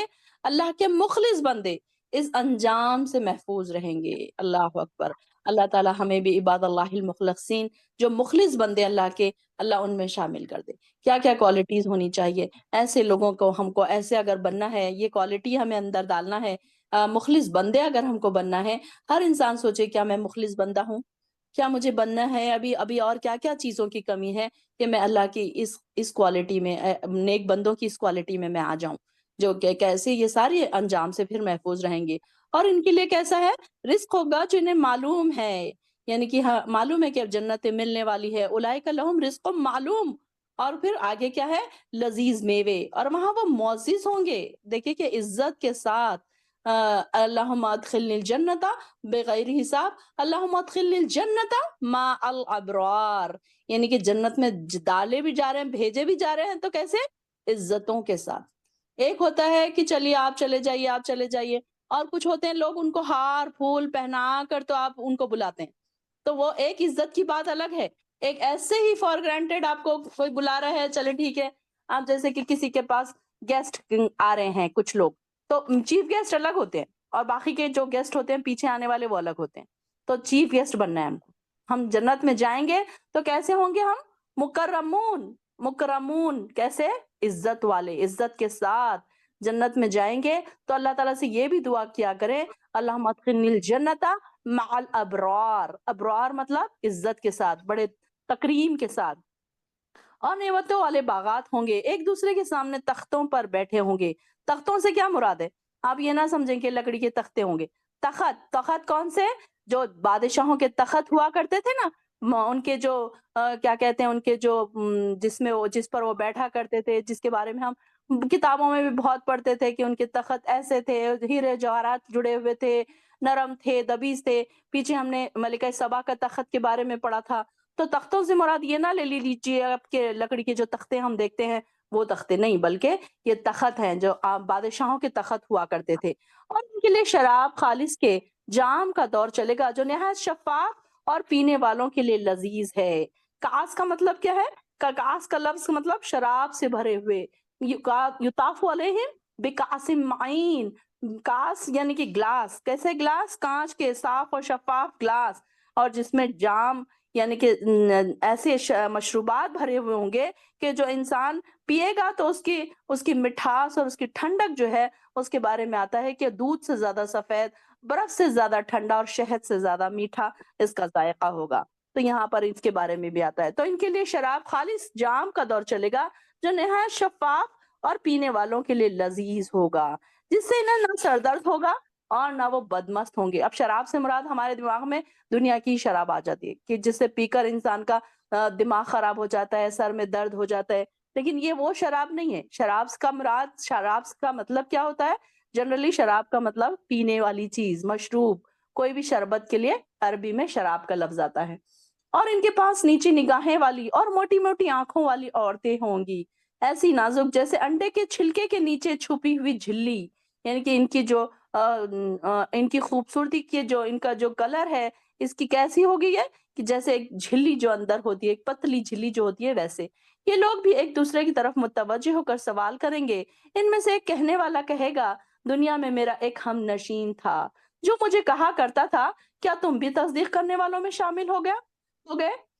भला जब हम मर कर मिट्टी और हड्डियां बन जाएंगे तो क्या हमें सजा व जजा भुगतनी पड़ेगी? फिर कहेगा, क्या तुम इसका हाल मालूम करना चाहते हो? सूरह सौफात आयत नंबर क्या कौन सी है ये? आयत नंबर 56, 56, 55, 54 के यहाँ पर उसको कहा जाएगा, फिर जब वो झांकेगा तो इसे ऐन जहन्नुम के दरमियान देखेगा। यहाँ पर देखिए कि कौन से हैं ये, कौन से लोग होंगे? ऐसे दोस्त जो दुनियादार हैं, जो दुनिया की तरफ बुलाते थे। तो ये क्या कहते थे कि क्या तुम भी उसी में चले गए? अच्छा, तुम भी इतने दीनदार हो गए, अरे तुम भी पर्दा करने लग गए। ये ऐसे कुछ दोस्त होते हैं ना कि जो इंसान का मजाक उड़ाते हैं। अगर कोई दीन की तरफ चला गया तो उसका मजाक उड़ाया जाता है, अरे ये तो बड़े पर्दे वाली हो गई, अरे देखो ये तो 900 चूहे खा के हज को चली गई। ऐसे ऐसे अल्फाज हमारे पास कॉमन है कि जब इंसान दीन की तरफ जाता है तो उसको ऐसे दोस्त, ऐसे लोग बहुत मिलते हैं जो उसका मजाक उड़ाते हैं। तो ये कहेगा कि एक मेरा दोस्त भी था, यहाँ पे तस्दीक करने वाला, यकुल आइन्ना का लमिनल मुसद्दिकीन। एक मेरा दोस्त भी था जो मुझे हमेशा कहता था कि तुम भी उन्हीं में शामिल हो गए? क्या तुम भी ऐसे ही लोगों में शामिल हो गए? देखिए हमारे पास भी, हमारे आसपास भी ऐसे लोग होते होंगे। आपने ऑब्जर्व किया होगा कि जब हम दीन की तरफ जाते हैं तो ऐसे दुनियादार लोग जो होते हैं बड़े मजाक उड़ाते हैं। आप किसी पार्टी में चले जाएं, आपने अगर हिजाब किया हुआ है, आपने नोज पीस पहन लिया अगर, तो आपका लोग मजाक उड़ाते हैं क्योंकि सारे लोग एंजॉय कर रहे होते हैं, सारे लोग बेपर्दगी से बैठे हैं। और एक शख्स अगर कोई वहां पर नोज पीस लगा ले या पर्दा कर ले या चेहरा छुपा ले या दुपट्टा पहन ले अपने चेहरे पर, तो लोग उसका मजाक उड़ाते हैं। स्पेशली वो दोस्त जो बहुत दुनियादार, बहुत ही मॉडर्न किस्म के जो लोग होते हैं ना, तो फिर वो उसका मजाक उड़ाते हैं। तो अल्लाह ताला से वो पूछेगा कि अल्लाह ताला वो इंसान कहाँ है जो मुझे हमेशा यही कहता था कि जब वो अल्लाह ताला फरमाएंगे कि क्या काला हल अंतुम मुत्तलिऊन, क्या तुम उसको देखना चाहते हो? क्या कहाँ है वो? फत्तला, तो फिर वो देखेगा उसको, ऐन जहन्नुम के दरमियान उसको देखेगा और कहेगा, अल्लाह की कसम तो मुझे हलाक करके ही छोड़ते। अब देखिए कि कभी अक्सर ये भी होता है कि बुरे दोस्तों में बैठकर इंसान का दीन खराब हो जाता है कि नहीं नहीं चलो कुछ नहीं होता, एक मूवी देख लेंगे, चलो कुछ नहीं होता, کیا تم پردہ کر رہی ہو، چلو کچھ نہیں ہوتا، چلو یہ ہم سن لیتے ہیں، چلو یہ گانے گانے سنتے بھی ہیں اور فارورڈ بھی کیے جاتے ہیں اپنے دوستوں کو، موویز دیکھتے بھی ہیں اور موویز کی سٹوریاں بھی سنائی جاتی ہے تاکہ تم بھی جا کے دیکھ لو، اتنی انٹرسٹنگ مووی ہے، ایسے ایسے ڈسکشن ہوتی ہے نا دوستوں میں. تو دیکھیے کہ وہ کیا کیا کہنے لگا وہ شخص کہ اگر میں اس کی بات سنتا تو کیا ہوتا، میں بھی ہلاک ہو جاتا. وہ کیا کہے گا، اللہ کی قسم تم مجھے ہلاک ہی کر کے چھوڑتے. اس لیے ہمیں ہمیشہ برے دوستوں سے پناہ مانگنی چاہیے، اور اسپیشلی میں آپ لوگوں سے کہتی ہوں اپنے بچوں کے لیے اچھے دوستوں کی دعا کیا کریں. اللہ ہمارے بچوں کو اچھے نیک صالح دوست عطا کر، کیونکہ اگر ہم بچوں کو اچھی باتیں بتاتے ہیں لیکن انہیں نہیں، ہمیں نہیں پتا کہ وہ باہر جاتے ہیں تو 10 برے بچوں میں اگر وہ بیٹھ کے آتے ہیں تو ان کا برین واش ہو جاتا ہے. پھر وہ کہاں آج دیکھیے کہ ہم اپنے نوجوان نسلوں کو دیکھا جا رہا ہے کہ کیسے ڈرگس میں آگے بڑھ رہے ہیں، کیسے شراب نوشی، کیسی بے حیائی، اور موبائل نے تو نسلوں کو اتنا تباہ کر دیا ہے کہ بہت سارے ماں باپ کو تو پتا بھی نہیں ہے کہ ان کے بچے موبائل میں کیا دیکھتے ہیں، کیا کرتے ہیں، کن کن سے باتیں کرتے ہیں، کیسی بے حیائی کے کام کرتے ہیں، یہ سارا کچھ انہیں نہیں پتا. تو یہاں پر دیکھیے کہ دوست جو ہوتے ہیں نا انسان، اسی لیے بھی کہا جاتا ہے کہ انسان اپنے دوست کے دین پر ہوتا ہے کہ اگر اچھا دوست ہوگا. اب یہاں پر دیکھیے کہ آپ لوگوں کی ایگزامپل دیکھیے، آپ لوگوں کے جو بھی دوست ہوں گے آپ ان کو کیا کرتے ہوں گے، قرآن کی بات بتاتے ہوں گے، قرآن کی لنک پوسٹ کرتے ہوں گے، ان کو ریمائنڈ کرواتے ہوں گے، ان کو یہ بتاتے ہوں گے کہ دیکھو قرآن کی کلاس ہے، بڑا مزہ آ رہا ہے، ہم کو قرآن سمجھ آ رہا ہے. اچھے دوستوں کا یہ فائدہ ہے. اور برے دوستوں کا کیا فائدہ ہے، وہ ہمیشہ آپ کو گناہوں کی طرف بلائیں گے، وہ آپ کو ہریالی ہریالی بتائیں گے، باغ سرسبز باغ دکھائیں گے آپ کو. تو ایسے دوستوں سے ہمیں بچ کر رہنا ہے، اور خاص طور سے اپنے بچوں کے لیے دعا کرنا ہے کہ اللہ ہمارے بچوں کو نیک اور صالح دوست عطا کر تاکہ ان کا بھی دین خراب نہ ہو جائے. تو یہاں پر دیکھیے کہ وہ شخص کو دیکھے گا وہ جو اسے ایسے کہا کرتا تھا، اس کا مذاق اڑایا کرتا تھا، تو اللہ تعالیٰ کی قسم وہ کیا کہے گا کہ تم تو مجھے ہلاک کر کے ہی چھوڑتے، اگر مجھ پر اللہ کا احسان نہ ہوتا تو میں بھی مجرموں کی طرح حاضر کیے ہوئے لوگوں میں شامل ہوتا. اللہ اکبر. یہ دیکھیے برے دوستوں کا انجام کیا ہوتا ہے. فوراً آج ہی نکال کے پھینکیے، ایسے دوستوں کو اپنی لسٹ میں بھی نہیں رکھنا ہے. ہم اللہ کے لیے کسی سے دوستی کریں، اللہ کے لیے کسی سے دشمنی کریں. ہم اگر کسی سے دشمنی کرتے ہیں اللہ کے لیے تو ہم کو اس کا کوئی گناہ نہیں. ایسے دوستوں سے دور رہیے، ایسے رشتہ داروں سے دور رہیے جو آپ کو گناہوں میں ملوث کر رہے ہیں. اتنی تو سمجھ ہے ہمیں کون سے لوگ کیسے ہیں، کون سے لوگ دین کی طرف بلانے والے ہیں، کون سے لوگ دنیا کی طرف بلانے والے ہیں. کئی لوگوں کو میں نے دیکھا ہے کہ جب ایسے دنیا دار دوستوں میں وہ بیٹھتے ہیں تو ان کا اسٹیٹس ایک الگ ہی ہو جاتا ہے، ان کی طرح جینا چاہتے ہیں وہ کہ نہیں یہ اچھا یہ لوگ جم میں جا رہے ہیں، چلو مجھے بھی جانا چاہیے کہ تاکہ میں ان کے اسٹیٹس کے ساتھ چل سکوں. یہ لوگ پارٹیز کر رہے ہیں، یہ کلب میں جا رہے ہیں، اچھا میں بھی جاؤں گی، کتنا مزہ آئے گا، ان کے ساتھ میں رہوں گی تو میرا بھی ایک اسٹیٹس بنے گا. یہ ہوتا ہے نا خیال. تو یہ برے دوست اس طریقے سے آہستہ آہستہ کر کے ساری چیزیں. اب آپ دیکھیے کہ کسی انسان کا جو نیکی ہے نا اچانک نہیں ختم ہو جاتی، بلکہ شیطان آہستہ آہستہ آہستہ آہستہ آہستہ آہستہ اس کو ختم کرتا ہے. اب کوئی ایک نوز پیس لگانے والی لڑکی ہے، عبایا پہننے والی لڑکی ہے، تو ایک دم اس کی ساری چیزیں نہیں ختم ہوتی، آہستہ آہستہ پہلے اس نے نوز پیس چھوڑ دیا، پھر اس نے عبایا چھوڑ دیا، پھر اس کا دوپٹہ بھی چلا گیا، پھر اب ایسے کپڑوں میں آ گئی کہ بالکل اب یہ پہچاننا مشکل ہے کہ یہ مسلمان ہے یا کافر ہے. اب ٹی شرٹس ہے، شارٹ ٹی شرٹس ہے، چھوٹے پینٹس ہے، ٹائٹ پینٹس ہے، یعنی کہ کہاں وہ لڑکی کیسی تھی کہ نوز پیس میں اور عبایا میں رہنے والی لڑکی، اور جب اس کو ایسا سرکل مل گیا، دنیا دار دوست مل گئے، اسٹیٹس والے لوگ مل گئے، دوست ایسے مل گئے، تو پھر وہ کہاں سے کہاں پہنچ گئی، آہستہ آہستہ ایک ایک اسٹیپ نیچے اترتی گئی. اور اسی طریقے سے ہم ایک ایک اسٹیپ اوپر چڑھتے گئے. پہلے ہم صرف سر پہ دوپٹہ لیتے تھے، ہم حجاب کو ہی کافی سمجھتے تھے، پھر عبایا پہننا شروع کر دیا، پھر نوز پیس لگانا شروع کر دیا، پھر کبھی کوئی مرد غیر مرد آ جاتے ہیں اگر ایسی محفل میں تو فوراً دوپٹہ منہ پہ لے لیتے ہیں. ایسی خواتین جو ہوتی ہیں دیندار جو خواتین ہوتے ہیں، آپ دیکھیں گے کہ اکثر دعوت میں اگر بیٹھے ہیں آپ تو وہ فوراً کم سے کم اپنا منہ ہی چھپا لیتے ہیں. تو کم سے کم اتنا ہی کر لیتے ہیں نا، تو اللہ تعالیٰ جانتا ہے کہ اس سے زیادہ نہیں کر سکتے، اتنا بھی کر رہے ہیں تو ان کے لیے بہت ہے. تو یہ ساری چیزیں کیا ہے، اچھے اور برے دوستوں کی تمیز ہمیں ہونا چاہیے، اور ہمارے بچوں کے دوست کیسے ہیں یہ بھی ہمیں پتہ ہونا چاہیے. اور پھر وہ خوشی سے اپنے دل میں کہے گا کیا اب تو ہمیں موت نہیں آئے گی، ہمیں پہلی بار ہی مرنا تھا جو ہم مر چکے. اب یہ دیکھیے جنت والے لوگ بڑے خوش ہوں گے کہ ارے اب تو ہم کو موت آنے والی ہی نہیں ہے، جنت میں ہی رہنا ہے. لیکن جو دوزخ میں ہے عذاب جن کو مل رہا ہے، اب ان کو وہ کہیں گے اب ہمیں عذاب بھی نہیں ہوگا، اور نیک لوگ کیا کہیں گے کہ اب تو ہمیں عذاب بھی نہیں ہے، بہت بڑی کامیابی، ھذا لہو الفوز العظیم، یہ بڑی کامیابی ہے۔ سب سے بڑی کامیابی دیکھیے دنیا میں کسی کو اچھی چیزیں مل جانا، اچھا شوہر مل جانا، اچھی یونیورسٹی مل جانا، اچھی جاب مل جانا، یہ کامیابی نہیں، بلکہ کامیابی کیا ہے؟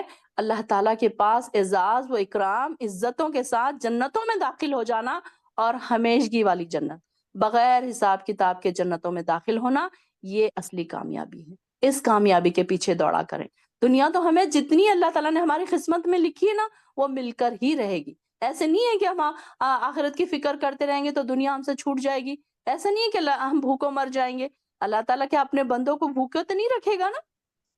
ایسی ہی کامیابی کرنے والوں کے لیے کرنے والوں کو عمل کرنے چاہیے۔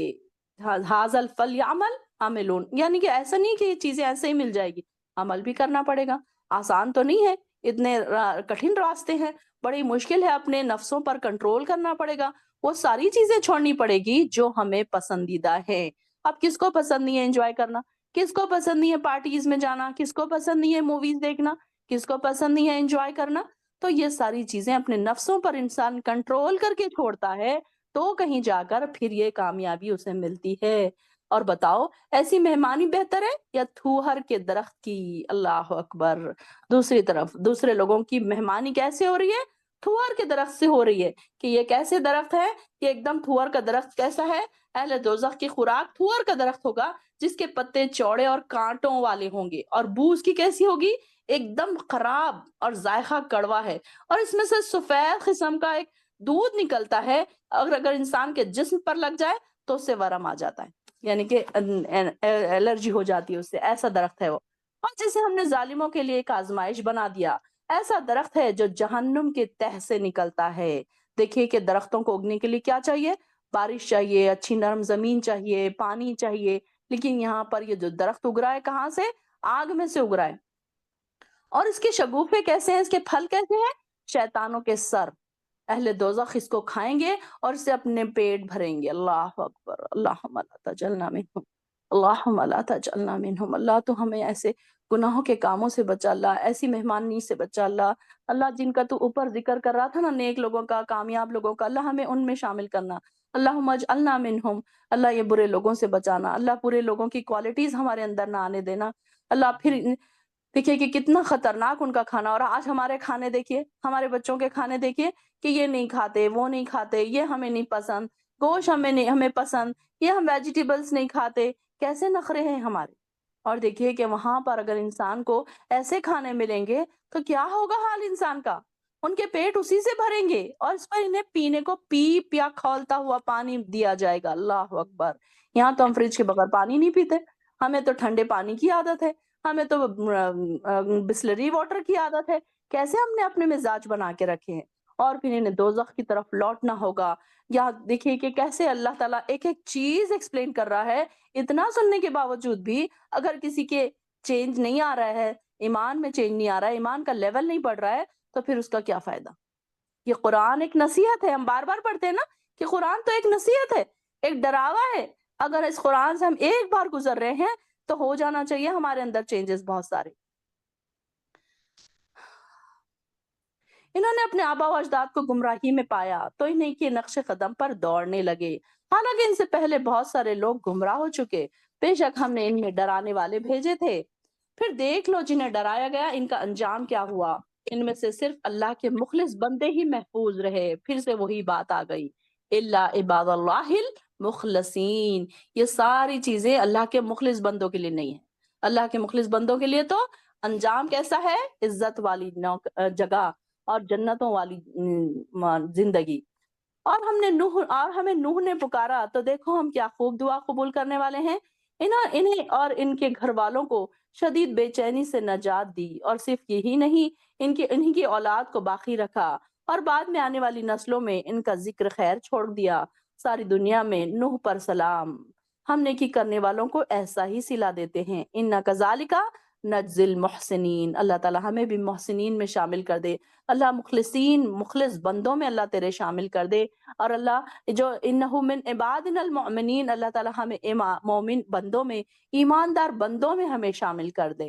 اور پھر ہم نے باقی لوگوں کو غرق کر دیا، اور اسی نوح کے پیرووں میں سے ابراہیم بھی تھے، جبکہ وہ اپنے پروردگار کے یہاں صاف دل لے کر آئے، اذ جاء ربہ بقلب سلیم۔ ابراہیم علیہ السلام کے بارے میں کیا آتا ہے؟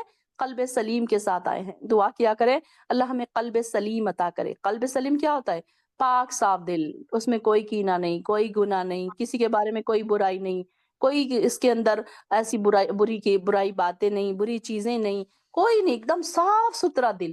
چیک کیا کریں کیا ہمارا دل ہے ایسا؟ صاف ستھرا دل ہے؟ نہیں، ابھی تھوڑے سی گندگی باقی ہے، انشاءاللہ صاف کرتے کرتے ہو جائے گی انشاءاللہ۔ ہم کوشش کر رہے ہیں کہ اللہ تعالیٰ بیٹھے ہیں یہاں پر اللہ تعالیٰ ہم اس لیے کہ ہم اپنے دلوں کی صفائی کر لیں۔ اللہ ہمیں بھی قلب سلیم عطا کر۔ یہ دعا کو بھی اپنی لسٹ میں شامل کریں کہ اللہ ہمیں قلب سلیم عطا کر۔ اور جب انہوں نے اپنے باپ اور اپنی قوم سے پوچھا تم کن چیزوں کی عبادت کرتے ہو؟ چلیے یہاں سے پڑھیے ہینا۔ کیا تم اللہ کے سوا جھوٹ موٹ کے معبود چاہتے ہو؟ سو تم تمام جہانوں کے پروردگار کے بارے میں تمہارا کیا گمان ہے؟ پھر اس نے ستاروں کو ایک نظر دیکھا تو اس نے کہا بے شک میں بیمار ہوں۔ پس وہ پیٹ پھیر کر اس سے پھر گئے، پھر وہ ان کے معبودوں میں چھپ کر گھس گیا، پھر وہ بطور تمسخر کہنے لگا کیا تم کھاتے نہیں؟ تمہیں کیا ہوا؟ تم بولتے نہیں؟ پھر وہ پوری قوت سے مارتا ہوا ان پر جا پڑا۔ پھر وہ بت پرست متوجہ ہوئے اس کی طرف دوڑتے ہوئے آئے۔ اس نے فرمایا کیا تم ان کی پرستش کرتے ہو جو تم خود تراشتے ہو؟ حالانکہ اللہ نے تمہیں پیدا کیا ہے، اور جو تم کرتے بناتے ہو انہیں ایک دوسرے کو کہا اس کے لیے ایک عمارت آتش خانہ بناؤ، پھر اسے آگ میں ڈال دو۔ پھر انہوں نے اس پر داؤ کرنا چاہا تو ہم نے انہیں زیر کر دیا۔ اور ابراہیم علیہ السلام نے کہا میں اپنے رب کی طرف جانے والا ہوں، وہ عنقریب مجھے بھی راہ دکھائے گا۔ اے میرے رب مجھے صالحین میں سے نیک اولاد عطا فرما۔ ایک منٹ رکیے، بس ہم نے اسے ایک منٹ یہاں پر دیکھیے کہ کون سی دعا ہے؟ 100 آیت نمبر 100 پر، آیت نمبر 100 پر ربی حبلی من الصالحین، اے پروردگار مجھے ایک صالح بیٹا عطا فرما۔ جو اولاد کے خواہش مند حضرات ہیں یہ دعا کر سکتے ہیں، ربی حبلی من الصالحین۔ اور کیا انہوں نے دعا کی کہ اللہ مجھے ہدایت دے اور میری رہنمائی کر، اللہ مہدینی وسددنی۔ یہ بھی ایک دعا ہم کر سکتے ہیں کہ اللہ مجھے ہدایت دے، اللہ مہدینی، اللہ مجھے ہدایت دے۔ اور یہاں پر یہ دعا انڈرلائن کیجیے، آیت نمبر 100، چھوٹی سی دعا ہے، ربی حبلی من الصالحین۔ ابھی بیٹھے بیٹھے ہی آپ 2-3 بار پڑھیں گے تو آپ کو یاد ہو جائے گی۔ تو پھر اللہ تعالیٰ نے ان کو ایک بیٹے کی خوشخبری سنائی۔ پھر جب وہ بیٹا ان کے ہمراہ دوڑ دھوپ کرنے کی عمر کو پہنچ گیا تو ہم نے ان کو کہا کہ تم اپنے بیٹے تو ابراہیم نے کہا بیٹے میں نے خواب میں دیکھا ہے کہ میں تمہیں ذبح کر رہا ہوں، اب بتاؤ تمہاری کیا رائے ہے؟ بیٹے نے جواب دیا ابا جان وہی کچھ کیجئے جو آپ کو حکم ہوا ہے۔ دیکھیے والد پروفیٹ ہے، اتنے صبر والے ہیں کہ جو حکم ہوا اس پر فوراً۔ لیکن بیٹے کا دیکھیے یہ حال، بیٹے سے سوال بھی ہو رہا ہے، بیٹے سے دریافت کر رہے ہیں کہ اے میرے بیٹے اب میں کیا کروں، مجھے یہ خواب دکھا ہے۔ تو بیٹا بھی کیا ہے، نبی کا خواب بھی کیا ہے، ایک وحی ہوتا ہے نا۔ تو اس طریقے سے بیٹے کی فرما برداری بھی دیکھیے کیسی بے مثال فرما برداری ہے کہ اگر ماں باپ نیک ہونا تو بچے بھی فرما بردار ہوتے ہیں۔ کہ ماں باپ اگر کہیں غلط طریقوں سے پیسہ کما رہے ہیں، غلط طریقوں سے حرام طریقے سے پیسہ کما رہے ہیں، نمازیں نہیں پڑھ رہے ہیں، تو ان کی اولادیں نافرمان ہوں گی۔ آپ یہ دیکھیے، یہ آبزرو کیجیے کہ کئی جگہوں پر ایسا ہوتا ہے کہ اگر ماں باپ غلط طریقوں سے پیسہ کما رہے ہیں یا ماں باپ گناہوں کے کاموں میں ملوث ہیں تو ان کے بچے بھی پھر گناہ گار ہیں۔ یہاں پر دیکھیے کہ پروفیٹ کا بیٹا ہے، نبی کا بیٹا ہے، نبی کیسے نیک اور صالح، کیسی آزمائشوں میں گھرے، کیسی آزمائشوں میں اترے۔ تو یہاں پر دیکھیے سیدنا اسماعیل علیہ السلام نے بھی کیسے خندہ پیشانی سے بڑا دل کر کے قربان ہونے کو تیار ہو گئے، اور جس کی دوسری میں کوئی مثال آج تک نہیں ملتی، وہ ایک نہایت صالح اور انتہائی فرما بردار بیٹے ثابت ہوئے۔ کیونکہ بیٹے کی قربانی دینے کا حکم تو باپ کو ہوا تھا، بیٹے کو قربان ہو جانے کا حکم نہیں ہوا تھا، لیکن بیٹے نے اپنے والد کا فرمان دیکھیے کہ کیسے بولتے ہی انہوں نے یہ نہیں پوچھا کہ کیسے، کب، کیوں، نہیں مجھ سے نہیں ہوگا۔ آج دیکھیے کہ ہمارے بچوں کو اگر تھوڑا سا کام بولے تو کہتے ہیں نہیں، ارے ہاں تھوڑی دیر سے کریں گے، ایسے کرتے ہیں نا۔ لیکن یہ دیکھیے کہ کیسے نیک لوگوں کی اولادیں بھی کیسی ہوتی تھی नेक होती थी, इनके अंदर नेक खून होता था ना नेक लोगों का। तो कितना प्यारा जवाब उन्होंने दिया। बेटे ने जवाब दिया, अब्बा जान वही कुछ कीजिए जो आपको हुक्म दिया जाता है। क़ाल या अबती फ़अल मा तुअमरू, जो तो आपको हुक्म दिया गया है आप कर गुजरिए। कितना अच्छा जवाब है, सुभान अल्लाह। ये कन्वर्सेशन मुझे बड़ा पसंद आता है कि कैसे बाप बेटे का, कि अल्लाह उन्होंने फरमाते हैं इब्राहिम अलैहिस्सलाम, क़ाल या बुनैया इन्नी अरा फी मनामी अन्नी अज़बहुका, कि मैं ख्वाब में देखता हूँ कि मैं तुम्हें ज़ुबा कर रहा हूँ। फंजुर माज़ा तरा, अब तुम बताओ कि तुम्हारी क्या राय है? तो बेटे ने जवाब दिया, या आबती इफ़अल मा तुअमर, जो तुमको हुक्म दिया जा रहा है आप कर गुजरिए, और अब्बा जान वही कीजिए जो आपको हुक्म दिया जा रहा है। आप सताजीदूनी इंशाअल्लाहु मिनस साबिरीन, आप मुझे सब्र करने वाला पाएंगे। सुभान अल्लाह, कैसा बेटा है, कैसे वालिद हैं। अल्लाह अकबर। अल्लाह हमारे औलादों को भी ऐसे ही नेक और फर्मा बरदार बनाए। जब ऐसे बच्चों की बात सुने ना तो फौरन अपने बच्चों के लिए भी दुआएं किया करें, और एक हिरस रखें दिल में कि अल्लाह हमारे बच्चे भी ऐसे फर्मा बरदार बन जाए। ये कितनी बड़ी बात है कि इंसान, छोटा सा बच्चा है, उसको जुबा करने के लिए कहा जा रहा है। और फिर क्या हुआ? और फिर जब दोनों ने सर झुका लिया और इब्राहिम ने अपने बेटे को पेशानी के बल गिरा दिया, तो हमने इसे पुकारा, इब्राहिम तुमने ख्वाब को सच कर दिखाया। ये बाप बेटे का इम्तिहान था ये, कि जब देखिए कि दोनों ने एक मिसाल, फर्मा बरदारी की एक मिसाल कायम कर दी, कि देखिए कि कैसा होगा कि छुरी चलाना मतलब एक मुश्किल वक्त था। ये कुर्बानी का मंजर देखिए, आप सोचिए, इमेजिन कीजिए कि कितना वो वक्त मुश्किल होगा। तो उन्होंने क्या कहा, छुरी चलाते वक्त आपके हाथ कांप ना जाए, तो मुंह के बल लिटाने से तो आपके बेटे का चेहरा ना नजर आए। तो उन्होंने क्या कहा, इस्माइल अलैहिस्सलाम ने कहा कि अब्बा आप क्या करिए कि आपकी आंखों पर पट्टी बांध दीजिए, ताकि आपको ये ना हो कि मैं कैसे आपकी हाथ ना कांपे, इसके लिए। अल्लाह अकबर। इब्राहिम को अल्लाह ताला देखिए कि इम्तिहान लिया और उन्होंने उसमें ख्वाब को सच कर दिखाया। और हम यकीनन नेकी करने वालों को ऐसा ही सिला देते हैं। बेशक ये सरी आजमाइश थी। बेशक कैसी, देखिए कि आजमाइश कैसी, हमारे ऊपर ऐसी आजमाइश नहीं आती, हमारे पर छोटी छोटी आजमाइशें आती है बच्चों की तरफ से, तो हम कैसे शेकी हो जाते हैं, कैसे परेशान हो जाते हैं, रोने चीखने चिल्लाने पुकारने बैठ जाते हैं। और हमने बड़ी कुर्बानी बतौर फिदिया देकर इस बेटे को छुड़ा लिया और पिछले लोगों में इसका जिक्र खैर छोड़ दिया। इब्राहिम पर सलाम हो, सलामुन अलल इब्राहिम। ये देखिए कि ये दोनों बाप बेटे की कैसी बेमिसाल इनकी फरमाबरदारी थी। इस वक्त रहमत रहमत इलाही जोश में आ गई और फौरन सैयदना इब्राहिम अलैहिस्सलाम पर वही आई कि बस अब इससे ज्यादा और ना करो, बल्कि हम तो सिर्फ तुम्हारा इम्तिहान लेना चाह रहे थे, और वो पूरा हो चुका और तुम हमारे इम्तिहान में पूरे उतर गए। अब अगर उस वक्त इब्राहिम अलैहिस्सलाम अपने बेटे को ज़ुबा कर देते थे, तो रहती दुनिया तक हर इंसान को अपने बेटों को ज़ुबा करना पड़ता था। आज देखिए कि हम जानवर ज़ुबा करते हैं बकरा ईद पर, तो किस लिए कि जब उस वक्त जानवर ज़ुबा हो गया था। यानी कि हम नेकोकारों को इसी तरीके से आज़माइश में डालते हैं। अल्लाह ताला फरमा रहे हैं कि ये इन्हें देखा गया कि अल्लाह इब्राहिम अलैहिस्सलाम ने जो ख्वाब में देखा था कि ये मैं ज़ुबा कर रहा हूँ, ये नहीं देखा कि मैंने ज़ुबा कर दिया, और जितना ख्वाब आपने देखा था इतना पूरा हो चुका। फिर कैसे बड़े-बड़े इम्तिहान उन लोगों के लिए गए। बड़े-बड़े लोगों के ना बड़े-बड़े इम्तिहान होते हैं। जितने नेकियों में आप आगे बढ़ेंगे ना, तो आपके इम्तिहान उतने सख्त होंगे। जैसे कि मैं हमेशा एग्जाम्पल देती हूँ कि एक केजी के बच्चे का एग्जाम बहुत ही आसान होता है। उसी तरीके से एमबीबीएस के बच्चों का एग्जाम, या फिर 12th के बच्चे हैं, या फिर कोई आपके जितने बड़े एग्जाम्स होंगे उतने टफ होंगे।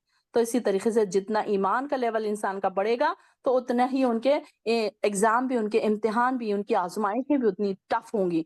हमारे आसपास कई ऐसे लोगों को हम देखते हैं कि जो बहुत नेक हैं, बहुत नेक, कि उनकी कोई आपको गुनाह एक नजर नहीं आता, लेकिन वो इतने आजमाइशों में घिरे हुए होते हैं कि आंख से आंसू निकल जाते हैं उनकी बातें सुन सुनकर, कि ये अल्लाह, इतने नेक लोगों की ऐसी सख्त आजमाइश, हमारे पर तो कोई आजमाइश नहीं है। अल्हम्दुलिल्लाह, सुम्मा अल्हम्दुलिल्लाह कहा करें कि हमारे पर कोई ऐसी आजमाइश नहीं है। छोटी-छोटी अगर आजमाइशें आए ना, तो रोना-पीटना ना शुरू कर दें, बल्कि उस पर सब्र करें और अल्लाह ताला से दुआ करें कि अल्लाह ताला मुझे इस आजमाइश में सब्र करने वाला बना और इस आजमाइश से बाहर निकाल। हम नेकी करने वालों को ऐसे ही बदला देते हैं। कज़ालिका नज्ज़िल मुहसिनीन। अल्लाह ताला हमें भी मुहसिनीन में शामिल कर ले। इन्नहु मिन इबादिनल मुअमिनीन। और ये हमारे बंदे ईमानदार बंदों में से थे। अल्लाह हमें भी मोमिनीन बंदों में से बना दे। हमारा भी उसमें नाम लिख दे। और हमने इब्राहिम को इसहाक की बशारत दी जो सालेह लोगों में से था, और हमने इब्राहिम और इसहाक दोनों पर बरकत नाजिल फरमाई, और इन दोनों की नस्ल में कुछ तो नेक लोग हुए और कुछ अपने आप पर सरीह जुल्म करने वाले। और मूसा और हारून पर भी बड़ा एहसान किया, और इनकी कौम की शदीद बेचैनी से नजात दिलाई। पढ़िए यहाँ से। और हमने इनकी मदद की तो वही गालिब रहे, और हमने इन दोनों को वाज़ेह किताब दी और इन दोनों को सीधे रास्ते की हिदायत दी, और हमने इन दोनों का जिक्र खैर बाद में आने वाली कौमों में बाकी रखा। सलाम हो मूसा अलैहिस्सलाम और हारून पर, बेशक हम इसी तरह नेकोकारों को जजा देते हैं। बेशक वो हमारे मोमिन बंदों में से थे, और बेशक इलियास रसूलों में से थे। याद करो जब इसने अपनी कौम से कहा, क्या तुम अल्लाह से नहीं डरते? क्या तुम बुत को पुकारते हो और तुम सबसे बेहतर पैदा करने वाले को छोड़ते हो, यानी अल्लाह को, जो तुम्हारा भी रब है और तुम्हारे पहले बाप दादा का भी रब है। बस उन्होंने इसे झुटलाया तो बेशक वो जरूर हाजिर किए जाएंगे, पकड़ लिए जाएंगे अल्लाह के मुखलिस खास बंदों के सिवा। और हमने इसका जिक्र खैर बाकी रखा बाद में आने वालों में। सलाम हो इलियास अलैहिस्सलाम पर, बेशक हम इसी तरह नेकोकारों को जजा दिया करते हैं। बेशक वो हमारे मोमिन बंदों में से थे, और बेशक लूत रसूलों में से थे। याद करो जब हमने निजात दी इसे इसके सब घर वालों को, पीछे रह जाने वालों में से एक बुढ़िया के सिवा हमने और सबको हलाक किया। और बेशक तुम तो सुबह होते और रात में इन पर इनकी बस्तियों से गुजरते हो, तो क्या तुम अकल से काम नहीं लेते? और बेशक यूनुस अलबत्ता रसूलों में से थे, जब वो भाग कर भरी हुई कश्ती के पास गए तो उन्होंने कुरा डाला, सो वो हुए धकेले हुए मुलजिम ठहरे। फिर उन्हें मछली ने निगल लिया और वो अपने आप को मलामत करते रहे। फिर अगर वो तस्बीह करने वालों में से ना होते तो वो इसके पेट में ता कयामत के रहते। फिर हमने उन्हें चटील मैदान में फेंक दिया और वो बीमार थे। हमने उगाया उन पर एक बेलदार पौधा और हमने उन्हें 1 लाख या इससे कुछ ज्यादा लोगों की तरफ भेजा। सो वो लोग ईमान लाए और हमने उन्हें एक मुद्दत तक बहरामंद किया। बस आप उनसे पूछें, क्या तेरे रब के लिए बेटियां हैं और उनके लिए बेटे हैं? क्या हमने फरिश्तों को औरत जात पैदा किया है? और वो देख रहे थे। याद रखो बेशक वो अपनी बहुतान तराजी से कहते हैं कि अल्लाह साहिब औलाद है, और बेशक बिलतहकीक वो झूठे हैं। क्या इसने बेटों को बेटियों पर पसंद किया है? तुम्हें क्या हो गया है? तुम कैसे फैसला करते हो? क्या तुम गौर नहीं करते? क्या तुम्हारे पास कोई खुली सनद है? तो अपनी किताब ले आओ अगर तुम सच्चे हो। और उन्होंने इसके और जिन्नात के दरमियान एक रिश्ता ठहराया, और जान लिया जिन्नात ने कि बेशक वो अजाब में गिरफ्तार किए जाएंगे। अल्लाह इससे पाक है जो वो बयान करते हैं, सिवाय अल्लाह चुने हुए बंदे। तो बेशक तुम और वो जिनकी परस्तिश करते हो, वो इसके अल्लाह के खिलाफ किसी को नहीं बहका सकते, इसके सिवा जो वो जहन्नुम में जाने वाला है। और फरिश्तों ने कहा, हम में से कोई भी एक ऐसा नहीं जिसका एक मुअय्यन दर्जा ना हो। बेशक हम ही सफ़े बस्ता रहने वाले हैं, और बेशक हम ही तस्बीह करने वाले हैं। और बेशक वो कहा करते थे, अगर हमारे पास होती पहले लोगों की कोई किताब नसीहत तो हम जरूर अल्लाह के मुंतखब बंदों में से होते। फिर उन्होंने इसका इनकार किया तो वो अनकरीब इसका अंजाम जान लेंगे। और हमारा वादा अपने बंदे यानी रसूलों के लिए पहले ही सादिर हो चुका है। बेशक वही फतहमंद होंगे, और बेशक अलबत्ता हमारा लश्कर ही गालिब रहेगा। बस आप सल्लल्लाहु अलैहि वसल्लम एक वक्त तक थोड़े अरसे तक इनसे एराज करें और उन्हें देखते रहें, बस अनकरीब वो अपना अंजाम देख लेंगे। तो क्या हुआ, वो हमारे अजाब के लिए जल्दी कर रहे हैं? तो जब वो इनके मैदान में नाजिल होगा तो उनकी सुबह बुरी होगी जिन्हें डराया जा चुका है। आप एक मुद्दा तक थोड़े अरसे तक इनसे एराज करें और देखते रहें, बस अनकरीब वो अपना अंजाम देख लेंगे। पाक है तुम्हारा रब इज्जत वाला इससे जो वो बयान करते हैं, और सलाम हो रसूलों पर, और तमाम तारीफें अल्लाह ही के लिए हैं जो तमाम जहानों का रब है। सदक़ल्लाहुल अज़ीम। सूरह स्वाद। बिस्मिल्लाहिर्रहमानिर्रहीम। नसीहत देने वाले कुरान की कसम, आपकी दावत बरहक है, बल्कि जिन लोगों ने कुफर किया वो घुमंड और मुखालिफत में हैं। कितनी ही उम्मतें इनसे कबल हमने हलाक कर दी, तो वो फरियाद करने लगे और अब छुटकारे का वक्त ना था। और उन्होंने ताज्जुब किया कि उनके पास उनमें से एक डराने वाला आया, और काफिरों ने कहा, ये जादूगर है, झूठा है। क्या इसने सारे माबूदों को बना दिया है एक माबूद? बेशक ये तो एक बड़ी अजीब बात है। और इनके कई सरदार ये कहते हुए चल पड़े, کہ چلو اور اپنے معبودوں پر جمے رہو. بے شک یہ کوئی اس کے مطلب کی بات ہے. ہم نے پچھلے ایک منٹ، مذہب میں ہاں ایک منٹ، اب یہاں پر دیکھیے کہ انہوں نے کیا کہا، اس نے تو سب خداؤں کو ایک ہی الہ بنا ڈالا. اب یہ جو تھے مکے کے جو کافر تھے، مشرکین تھے، تو یہ لوگ کیسی بات کر رہے ہیں، یہ کیسی عجیب بات ہے. ان ھذا لشیء عجاب، اور ان کے سردار چل کھڑے ہوئے اور کہنے لگے چلو اپنے خداؤں کی عبادت پر ڈٹے رہو. اب یہاں پر دیکھیے کہ اس آیت کے نزول کا پس منظر کیا ہے. 10 نبوی میں ابو طالب جب بیمار ہو گئے اور اسی مرض سے ان کی وفات بھی ہوئی تھی. اسی سال ام المومنین حضرت خدیجہ رضی اللہ عنہا کا بھی انتقال ہوا. اور اس سال کو کیا کہتے ہیں، جس سال میں حضرت خدیجہ کا انتقال ہوا تھا اس سال کو کیا کہتے ہیں، عام الحزن. حزن یعنی کہ دکھ والا سال. عام کہتے ہیں عین الف میم، عام الحزن یعنی کہ دکھ والا، تکلیف والا، غمگین، غم والا سال. تو اس سال میں دونوں بھاری صدمے ان کو پہنچے آپ صلی اللہ علیہ وسلم کو. تو اس وقت ابو طالب کی عمر 80 سال کی ہو چکی تھی. تو اب انہوں نے کیا کیا کہ اس کے بعد یہ بہت کمزور ہو چکے تھے اور ایسا معلوم ہوتا تھا کہ اب ان کی زندگی کے کچھ دن رہ گئے ہیں. تو سرداروں قریش کو خیال آیا کہ اگر ابو طالب کے مرنے کے بعد ہم نے ان کے بھتیجے پر زیادتی کی تو سارا عرب ہم کو یہ تانے دے گا کہ چچا کے جیتے جی تو ان پر کچھ نہیں بن پڑا، اب ان کے مرنے کے بعد اسے دبانے لگے. تو لہٰذا ابو طالب کی زندگی میں ہی سمجھوتا کی غرض سے ان لوگوں نے کیا کیا، قریش کے سرداروں نے 25 لوگوں کو جمع کیا اور ابو طالب کے پاس آئے اور کہنے لگے ذرا اپنے بھتیجے کو تو بلاؤ. اب یہ چاہتے ہیں کہ ہم ان کے مذہب میں مداخلت نہیں کرتے اور وہ مذہب کے مطابق جیسے چاہے عبادت کریں، لیکن یہ لوگ ہمارے مذہب میں مداخلت نہیں کریں گے، نہ ہمارے معبودوں کو اور بزرگوں کو برا بھلا کہیں گے، اور ہمیں ہمارے دین پر چھوڑ دیں اور ہم انہیں ان کے دین پر چھوڑ دیں گے. یعنی کہ یہ لوگ سوچ رہے تھے کہ ہم ایسا ان کے ابو طالب کی زندگی میں ہی ہم یہ ان سے کر لیں گے، سمجھوتا کر لیں گے. تو چنانچہ ابو طالب نے آپ کو بلایا. اس وقت ابو طالب کے قریب ایک آدمی کی جگہ خالی تھی. آپ ابو جہل فوراً وہاں سے اٹھ کر وہاں سے جا بیٹھا تھا تاکہ آپ کے اس کے قریب نہ بیٹھیں. یہ دیکھیے کہ کتنی نفرت تھی اس کے دل میں. خیر آپ دور ہٹ گئے تو ابو طالب نے کہا یہ تمہاری قوم کے معزز لوگ ہیں اور اس قسم کی بات اور سمجھوتا کرنے آئے ہیں، تمہارا کیا خیال ہے؟ تو آپ صلی اللہ علیہ وسلم نے جواب دیا کیا میں انہیں ایسی بات نہ بتاؤں کہ اگر وہ اسے مان لیں تو سارا عرب ان کے تابع اور فرما بردار ہو جائے اور ان کی بادشاہت قائم ہو جائے اور وہ انہیں جزیہ ادا کریں. تو یہ سن کر ابو جہل کیا کہنے لگا، تمہارے باپ کی قسم ایسی ایک بات کیا 10 باتیں بھی پیش کرو تو ہم ماننے کو تیار نہیں. پھر اس نے کیا کہا کہ چلو یہاں سے چلتے ہیں، اور انہوں نے کہا کہ چلو اس بات پر ان سب نے ہاتھ پہ ہٹا لیے اور کہا کہ محمد سارے خداؤں کی جگہ بس ایک ہی خدا یہ تم ماننے کے لیے کہہ رہے ہو، یہ تو بڑی عجیب بات ہے. پھر آپس میں کیا کہنے لگے، اٹھو یہاں سے اپنے آبا کے دین پر ڈٹ جاؤ، یہ شخص تمہاری کوئی بات ماننے کو تیار نہیں. دیکھیے کہ اس موقع پر یہ سورہ سعد کی ابتدائی 10 آیات نازل ہوئی تھی. چلے پڑھیے آگے. ہم نے پچھلے مذہب میں ایسی بات نہیں سنی، یہ تو محض من گھڑت ہے. کیا ہم میں سے اس پر کلام میں اللہ نازل کیا گیا ہے؟ ہاں، بلکہ وہ شک میں ہیں میری نصیحت سے، بلکہ ابھی انہوں نے میرا عذاب نہیں چکھا. کیا تمہارے رب کی رحمت کے خزانے ان کے پاس ہیں جو غالب بہت عطا کرنے والا ہے؟ کیا ان کے لیے ہے بادشاہت آسمانوں کی اور زمین کی اور جو ان کے درمیان ہے؟ تو وہ آسمانوں پر چڑھ جائیں رسیاں تان کر شکست خوردہ گروہوں میں سے. یہاں بھی یہ ایک لشکر ہے، ان سے پہلے جھٹلایا قوم نوح نے اور عاد نے اور میخوں والے فرعون نے اور سمود اور قوم لوط نے اور ایکا کرنے والے، یہی وہ گروہ ہیں.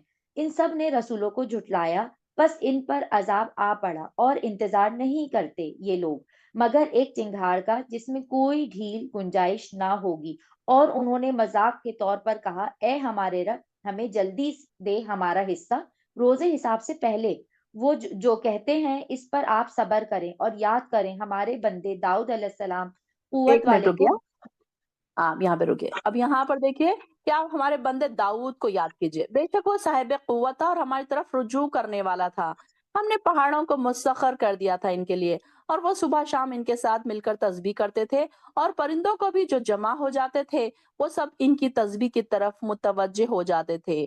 ہم نے ان کی سلطنت کو مضبوط بنا دیا تھا اور ہم نے انہیں حکمت عطا کی تھی اور مقدمات کے فیصلے کی توفیق بخشی تھی. ہم نے پیچھے بھی پڑھا نا کہ یہ جو اتنے زیادہ طاقتور تھے داؤد علیہ السلام، کہ ان کے بارے میں کیا آتا ہے کہ اتنی، یعنی کہ ان کی جسمانی قوت بھی اتنی زیادہ تھی کہ بچپن میں جب آپ بکریوں کا ریوڑ چڑھانے جاتے تھے تو کوئی درندہ اگر آپ پر حملہ آور ہوتا تھا تو وہ آپ اس کے کیا کرتے تھے، ایک جبڑے کو پکڑ کر دوسرے جبڑے کو زور سے کھینچتے تھے، یعنی کہ نیچے کا جبڑا اور اوپر کا جبڑا پکڑ کے اس طریقے سے زور سے کھینچتے اور اسے چیر ڈالتے تھے۔ بچپن کا یہ حال تھا۔ پھر یہ آپ کی جسمانی قوت ہی تھی، اور آپ نے میدان یعنی کہ وہ بھی ہم نے پڑھا سورہ بقرہ میں کہ جالوت کو مارا تھا، کیسے مارا تھا؟ گلیل میں ایک پتھر رکھ کے مارا تھا۔ پھر اسی طریقے سے آپ کو بادشاہت بھی نصیب ہوئی تھی، اور پھر اس طریقے سے آپ کے بارے میں آتا ہے۔ تو پھر بعد میں آ رہا ہے کہ اب ہم نے ان کی سلطنت کو مضبوط بنا دیا تھا، اور ہم نے انہیں حکمت عطا کی اور مقدمات کے فیصلے کی بخشی تھی۔ بھلا آپ کے پاس ان مقدمے والوں کی خبر پہنچی جو دیوار پھاند کر محراب میں جا پہنچے۔ جب وہ داؤد کے پاس آ پہنچے تو وہ انہیں دیکھ کر گھبرا گئے۔ وہ کہنے لگے ڈرو نہیں، ہم مقدمے کے دو گروپس ہیں جن میں سے ایک نے دوسرے پر زیادتی کی ہے، لہٰذا ہمارے درمیان انصاف سے فیصلہ کیجیے اور زیادتی نہ کیجیے اور ہمیں سیدھی راہ بتائیے۔ یہ میرا بھائی ہے، اس کے پاس 99 دمبیاں ہیں۔ دمبیاں مطلب وہ جو کیا کہتے ہیں، بھیڑے، اور میرے پاس میرے پاس صرف ایک ہی ہے۔ اب یہ کہتا ہے کہ وہ بھی مجھے دے دے، اور گفتگو میں اس نے مجھے دبا لیا ہے۔ اب یہاں پر دیکھیے کہ یہاں پر ان کے بارے میں آتا ہے کہ ایک دن آپ عبادت میں مصروف تھے، اور یہ دن آپ کی عبادت کا دن تھا۔ اس دن آپ خلوت میں رہتے تھے، دربان نے آ کر آپ کو کسی کے پاس نہ آنے دیتے تھے، یعنی کہ ان کا ایسا ہوتا تھا کہ ایک دن وہ کیا کرتے تھے، ایک دن فیصلے کیا کرتے تھے، اور ایک دن ان کا صرف عبادت کا ہوتا تھا کہ وہ اپنے آپ کو بالکل الگ تھلگ رکھ کر عبادت کرتے تھے داؤد علیہ السلام۔ تو اب انہوں نے کیا کیا کہ دو شخص دیوار پھاند کر ان کے پاس آ گئے۔ کون سے دن؟ جب وہ عبادت میں مصروف تھے، اور جب وہ ٹائم دربان کسی کو آنے نہیں دیتے تھے تو ان کے پاس دو شخص دیوار پھاند کر ان کے پاس آ گئے۔ تو سیدنا داؤد علیہ السلام یہ دیکھ کر گھبرا گئے، یہ آدمی ہے یا کوئی اور مخلوق؟ تو آدمی ہے تو انہیں اس وقت آنے کی کیسے ہمت ہوئی؟ دربانوں نے انہیں کیوں نہیں روکا؟ اتنی اونچی دیوار پھاند کر کس نیت سے اور کس غرض سے آئے ہیں؟ اچانک یہ عجیب و غریب واقعہ دیکھ کر وہ گھبرا گئے۔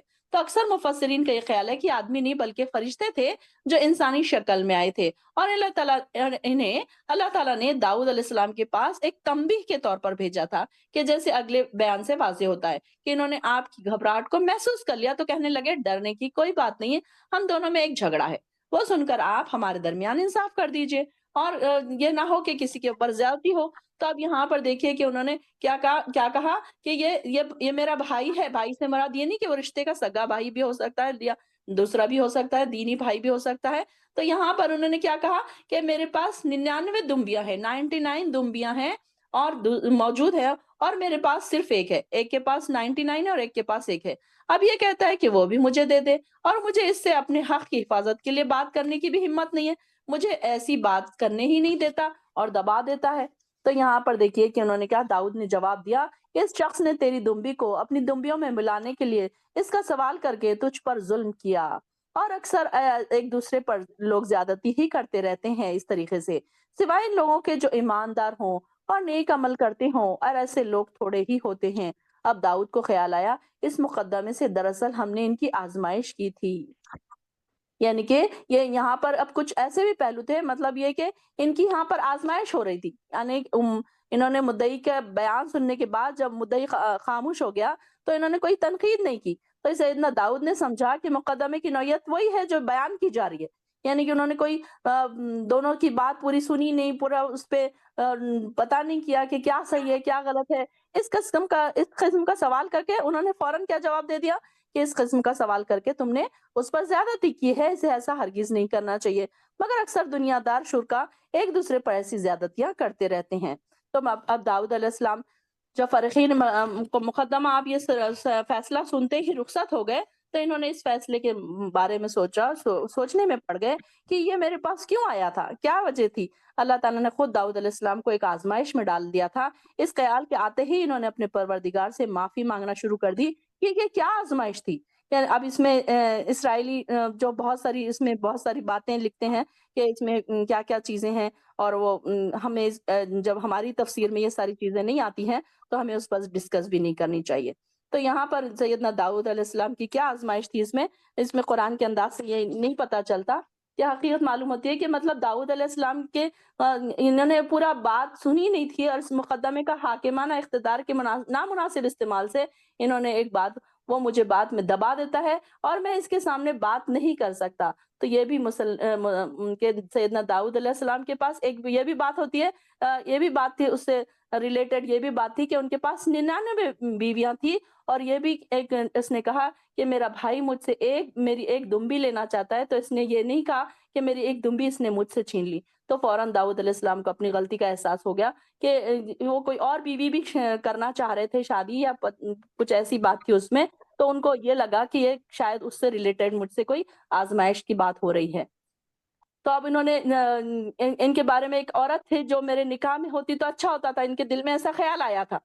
تو بس یہ خیال کا آنا تھا کہ ادھر سے اللہ تعالیٰ کی طرف سے ایسی گرفت ہو گئی۔ اگرچہ ایسے خیالات کا آنا عام لوگوں کے لیے کوئی بات نہیں، لیکن وہ انبیاء کا مقام ہے، تو اس لیے کیا ہے کہ ان کی چھوٹی چھوٹی جو غلطیاں ہیں اس پر بھی اللہ تعالیٰ ان کی پکڑ کرتا ہے، اور اس کی طرف رجوع کر، اور تب ہم نے ان کی غلطی معاف کر دی، اور ہمارے یہاں یقیناً اس سے بڑا قرب ملے گا اور اچھی باز گشت ہوگی۔ اور ہم نے ان سے کہا، اے داؤد، ہم نے تمہیں زمین میں نائب بنایا، لہٰذا لوگوں میں انصاف سے فیصلہ کرنا اور خواہش نفس کی پیروی نہ کرنا، اور یہ بات تمہیں اللہ کی راہ سے بہکا دے گی۔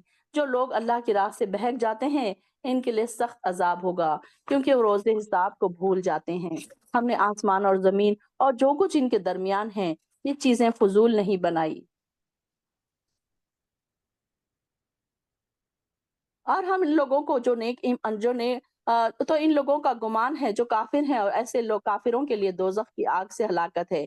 کیا ہم ان لوگوں کو جو ایمان لائے اور نیک عمل کیے ان لوگوں کی طرح کر دیں گے جو زمین میں فساد کرتے پھرتے ہیں، یا ہم پرہیزگاروں اور بدکاروں کو یکساں کر دیں گے؟ جو کتاب ہم نے آپ کی طرف نازل کی ہے بڑی برکت والی ہے، تاکہ لوگ اس کی آیات میں غور و فکر کریں اور اہل عقل دانش اس سے سبق حاصل کریں۔ وَلِيَتَذَكَّرُوا أُولُو الْأَلْبَابِ۔ اولو الالباب کس کو کہتے ہیں؟ عقل والے لوگوں کو، یعنی کہ جو عقل والے لوگ ہیں ہر نشانی سے، ہر ایگزامپل سے اس سے نصیحت حاصل کرتے ہیں۔ اور داؤد کو ہم نے سلیمان عطا کیا، وہ بہت اچھا بندہ، اپنے پروردگار کی طرف بکثرت رجوع کرنے والا۔ اور جب پچھلے پہر ان کے سامنے عمدہ نسل کے تیز رفتار گھوڑے پیش کیے گئے تو کہا میں نے اس مال کو اپنے پروردگار کی یاد کے بنا پر پسند کیا تھا کہ وہ رسالہ آپ کے سامنے اوجھل ہو گیا، اور آپ نے حکم دیا ان گھوڑوں کو میرے پاس لاؤ۔ آپ نے ان کی پنڈلیوں اور گردنوں پر ہاتھ پھیرنے لگے، اور ہم نے سلیمان کو آزمائش میں ڈالا اور اس کی کرسی پر ایک جسد لا کر ڈالا، پھر اس نے رجوع کر لیا۔ اور آپ نے فرمایا، اے میرے پروردگار، مجھے معاف کر دے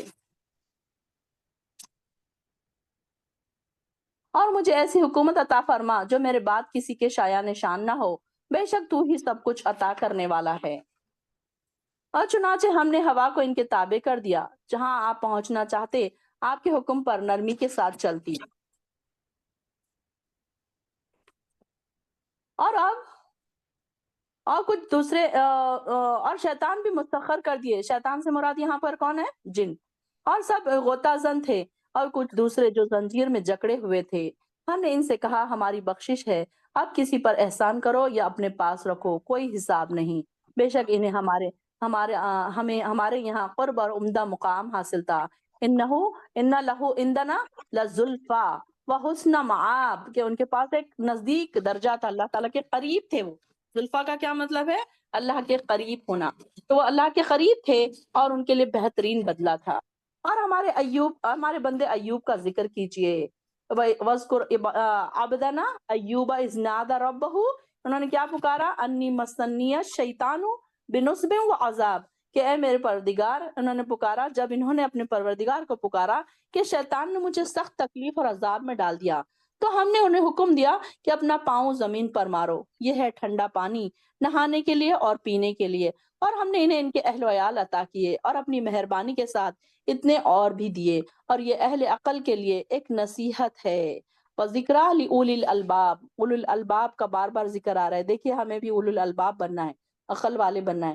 اگر عقل ہوگی تو ہم ہر چیز سے نصیحت حاصل کریں گے، اگر عقل نہیں ہے تو کتنی بھی نصیحتیں، کتنے بھی ایگزامپلس پیش کر دو، انسان کے دلوں پر کوئی اثر نہیں کرے گی۔ ہم نے انہیں کہا، اپنے ہاتھ میں تنکوں کا ایک مٹھا لے لو اور اس سے مار لو اور قسم نہ توڑ. یعنی کہ اب یہ کس کی بات ہو رہی ہے؟ اور اب یہاں پر انہوں نے کیا کیا تھا؟ سیدنا ایوب علیہ السلام نے اپنی بیوی کو سزا دی. اب آپ کی طویل بیماری جب ہوئی تو آپ اس کے دوران آپ کی ساری بیویاں، آپ کی بیویاں، آپ کی اولاد، سارے کے سارے آپ کا ساتھ چھوڑ کر چلے گئے، اور تنگدستی میں بھی تھے اور بیمار بھی تھے. تو آپ کی صرف ایک بیوی جو تھی آپ کے اس طویل عرصے میں آپ کا ساتھ دے رہی تھی. اور کیا ہوا تھا کہ ان کو سب نے یہ جنگل میں رہنے لگے تھے، کیونکہ ان کو ایسا کوئی اسکن ڈیزیز ہو گیا تھا کہ لوگوں نے ان کو اپنی وہاں سے بھی باہر نکال دیا تھا. تو یہ کہیں جنگل میں رہتے تھے اور ان کی بیوی جو تھی ان کے ساتھ رہتی تھی. اس بیوی نے ایک دن ایسی کوئی بات کہہ دی تو جس سے اللہ کی ناشکری ظاہر ہوتی تھی. تو اس پر یہ سیدنا ایوب علیہ السلام کو بیوی کی اس بات پر طیش آیا اور کہنے لگے کہ جب میں تندرست ہو گیا تو تمہاری اس ناشکری کی وجہ سے میں تمہیں 100 کوڑے ماروں گا، 100 لکڑیاں ماروں گا، یا 100 کوڑے ماروں گا، 100 لکڑیاں ماروں گا. تو اب یہ ظاہر بات ہے کہ ہر دکھ درد میں آپ کی شریک بیوی سے اگر کوئی ایسی بات نکل بھی گئی ہے تو وہ اتنی قصوروار نہیں تھی، اور اسے 100 لکڑیاں ماری جائیں. تو سیدنا ایوب علیہ السلام کی غیرت ایمانی کا تقاضا تھا، اور اللہ تعالیٰ کو تو ہر ایک کو وسعت کے مطابق ہی تکلیف دیتا ہے.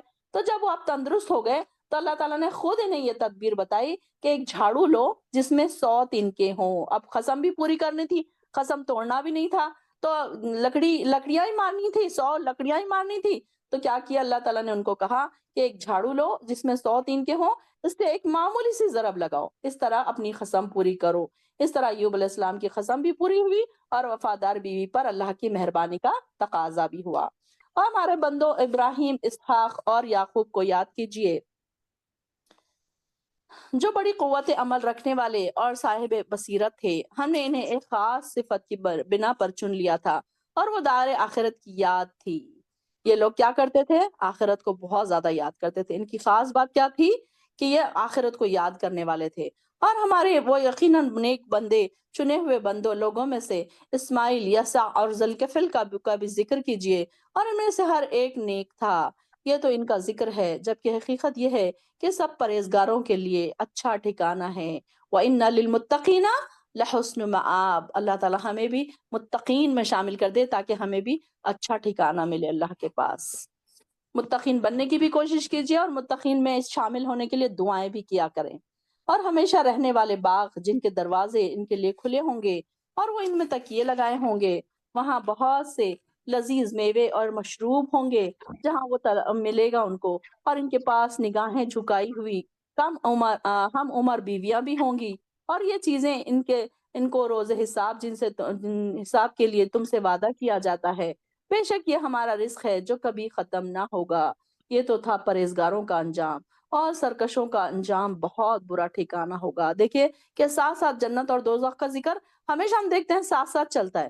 پہلے دوزخ کا ذکر آیا تو فوراً جنت کا آ جاتا ہے، پہلے جنت کا ذکر آیا تو فوراً دوزخ کا ذکر آتا ہے. یعنی کہ دوزخ جس میں وہ داخل ہوں گے بہت بری جگہ ہے. پڑھیے یہاں سے.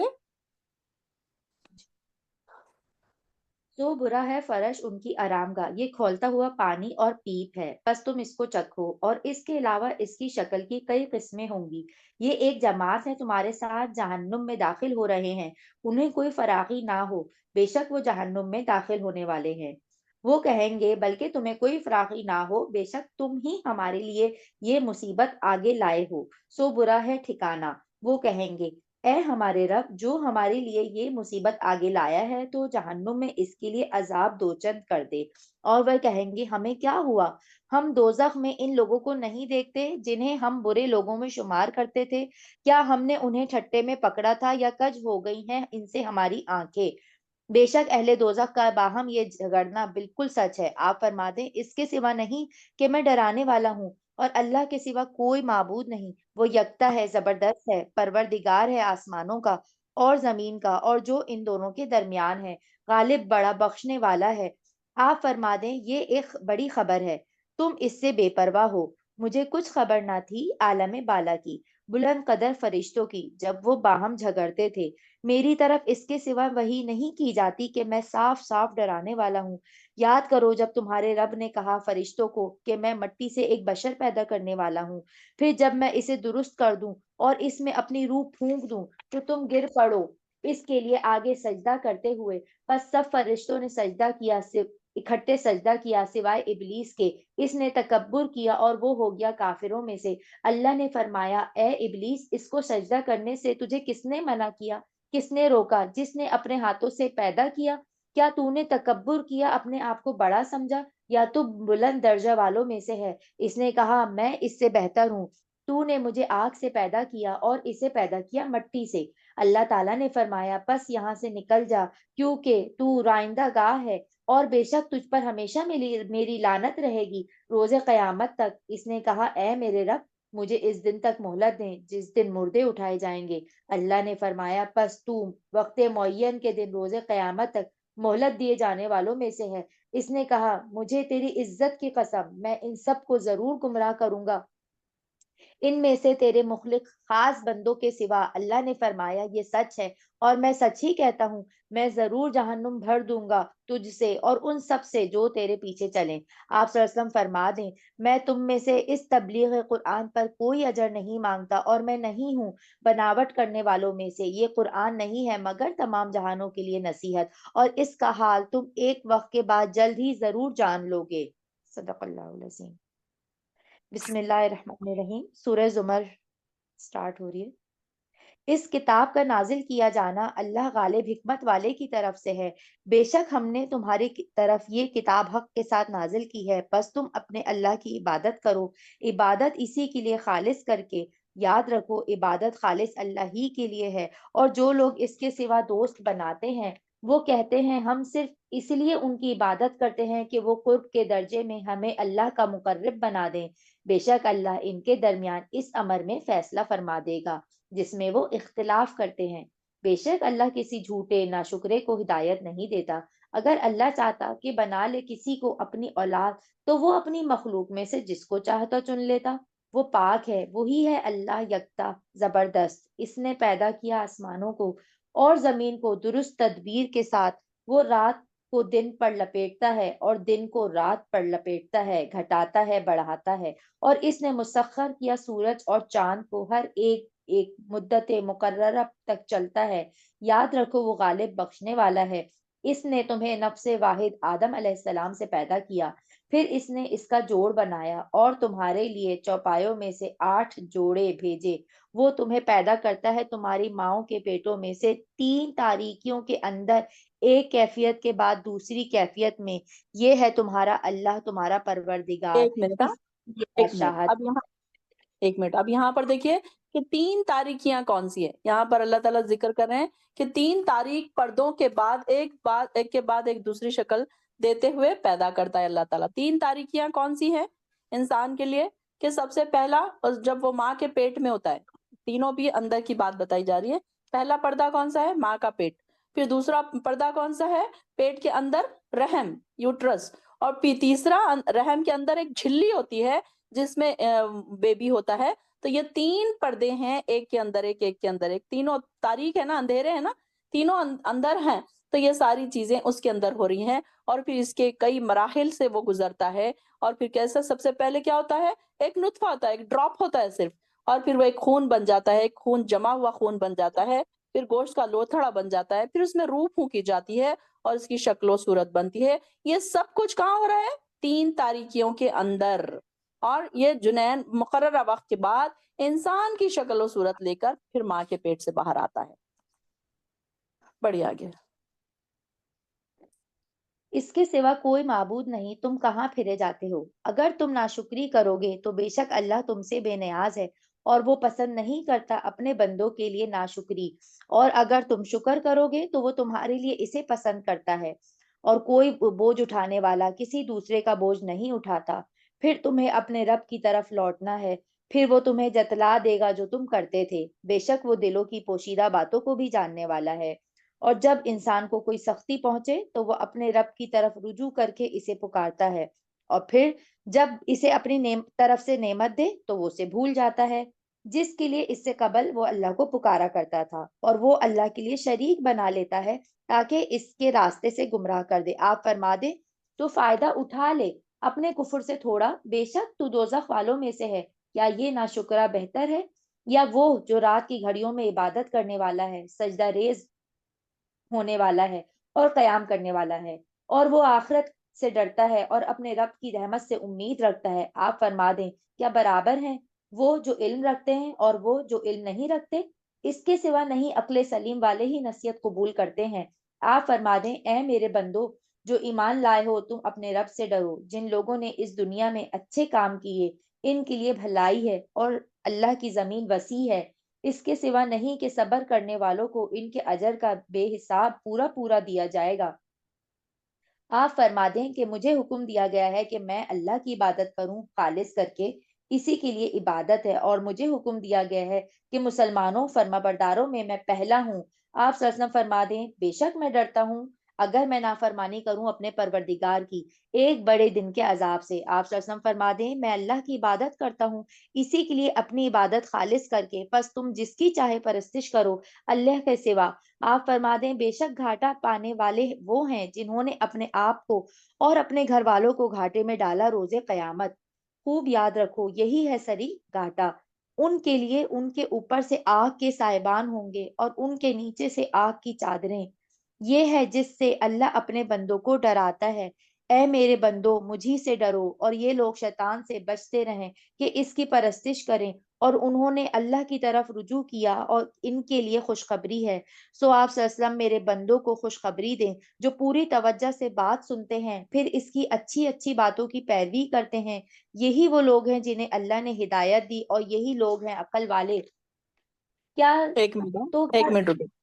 اب یہاں پر دیکھیے کہ ہماری طرف بھی دیکھیے کہ اچھی اچھی باتیں پہنچ رہی ہیں، قرآن ہم سن رہے ہیں، قرآن ہم سمجھ رہے ہیں، تو یہاں پر دیکھیے کہ کیا ہم بھی وہی لوگ ہیں جو ہم پیروی کر رہے ہیں؟ ہمارے لیے بھی پھر وہ خوشخبری ہے کہ ان لوگوں کے لیے خوشخبری ہے کہ جو لوگ اللہ کی طرف رجوع کر رہے ہیں تو شیطان کی عبادت کرنے سے بچتے رہے، شیطان کی پیروی کرنے سے بچتے رہے اور توجہ سے سنتے ہیں، پھر اس کے بہترین پہلوؤں کی پیروی بھی کرتے ہیں۔ اس توجہ سے سننا بھی اب کتنی بڑی نیکی کا کام ہے۔ دیکھیے اللہ تعالیٰ نے اس کا ذکر قرآن میں کر دیا کہ اگر آپ یہاں بیٹھے ہیں، اگر آپ توجہ سے سن رہے ہیں تو یہ بھی ایک بہت بڑا ریوارڈ ہے آپ کے لیے۔ اس کا بھی آپ کو کتنی اجر اس کو ملے گا، ہمیں اس کا اندازہ نہیں کہ اللہ تعالیٰ تو بڑا قدردان ہے نا کہ کتنا اجر عطا کرے گا اللہ تعالیٰ ہمیں نہیں پتا کہ کیسے صرف سننے کا اجر، اور پھر سننے کے بعد آپ دیکھیے کہیں نہ کہیں ہمارے دل ہل رہے ہیں، ہمارے دل گناہوں سے پاک ہو رہے ہیں، ہم نیکیوں کی طرف رجوع کر رہے ہیں۔ بہت ساری بہنیں جو 5 وقت کی نماز نہیں پڑھتی تھی اب 5 وقت کی پڑھنے لگی، جو 5 وقت کی پڑھنے والے ہیں اب وہ تہجد بھی پڑھنے لگے، جو صرف فرض روزے رکھتے تھے اب وہ نفل روزے بھی رکھنا شروع کر دیے، قضا روزے بھی انہوں نے کمپلیٹ کر لیے۔ اسی طریقے سے منڈے تھرسڈے کے ایام 20 کے روزے بھی انہوں نے شروع کر دیے۔ تو یہ کیا ہے؟ پیروی کر رہے ہیں۔ نیکیوں کی بات جب آپ کے کانوں میں پڑ رہی ہے تو آپ اس کی پیروی بھی کر رہے ہیں، تو کن کے لیے؟ یہی لوگوں کے لیے خوشخبری ہے۔ اللہ اکبر۔ اللہ ہمیں بھی جن کو تو خوشخبری دے رہا ہے، جن بندوں کو تو خوشخبری دے گا اللہ تعالیٰ ہمارے بھی نام ان میں لکھ دے، ہمیں بھی بہتر سننے والا اور اس کے پہلوؤں پر عمل کرنے والا بنا۔ یہی وہ لوگ ہیں جنہیں اللہ نے ہدایت بخشی اور یہی دانش مند ہیں۔ اولو الالباب اولئک هم اولو الالباب۔ اب آپ کو اولو الالباب کا میننگ پتا چل گیا ہوگا۔ آپ ہمیشہ دعا بھی جب کریں نا اکیلے میں بیٹھ کے تو یہ دعا ضرور کریں کہ اللہ مجھے اولو الالباب بنا دے۔ اگر ہمیں عقل ہوگی تو ہم گناہوں سے خود ہی بچیں گے، عقل ہوگی تو ہم نیکیوں کی طرف دوڑیں گے، ہم کو یہ پتا چل جائے گا نا کہ کیسے ہم کو نیکیاں کرنا ہے، کیا کیا ہمیں اللہ کو راضی کرنے کے لیے کیا کام کرنا ہے۔ کیا جس شخص پر عذاب کی بات ثابت ہو چکی تو اے نبی آپ ایسے شخص کو چھڑا سکتے ہیں جو آگ میں گر چکا ہو، اور لیکن جو لوگ اپنے پروردگار سے ڈرتے ہیں ان کے لیے بالا خانے ہیں۔ سبحان اللہ۔ دیکھیے فوقیہا غرفن کہ ان کے لیے اعلیٰ درجے کے اوپر والے کمرے۔ ہم نے پہلے بھی پڑھا تھا نا کہ نیک لوگوں کے لیے جنتیں کیسی ہیں؟ اوپر والے درجوں کی، نیچے نہیں۔ جنتیں بھی کیسی؟ اعلیٰ درجے کی، اوپر والے بالا خانے، جن کے اوپر بالا خانے بنے ہوئے ہیں اور ان کے نیچے نہریں بہ رہی ہیں۔ یہ اللہ کا وعدہ ہے اور اللہ کبھی اپنے وعدے کی خلاف ورزی نہیں کرتا۔ کیا تم نے نہیں دیکھا اللہ آسمان سے پانی برساتا ہے، پھر زمین میں چشمے بنا کر اس پانی کو آگے چلا دیتا ہے اور پھر اس سے مختلف رنگوں کی کھیتی پیدا کرتا ہے، پھر جو بن پر آتی ہے پھر تم دیکھتے ہو کہ وہ زرد پڑ جاتی ہے، پھر اسے بھس بنا دیتا ہے۔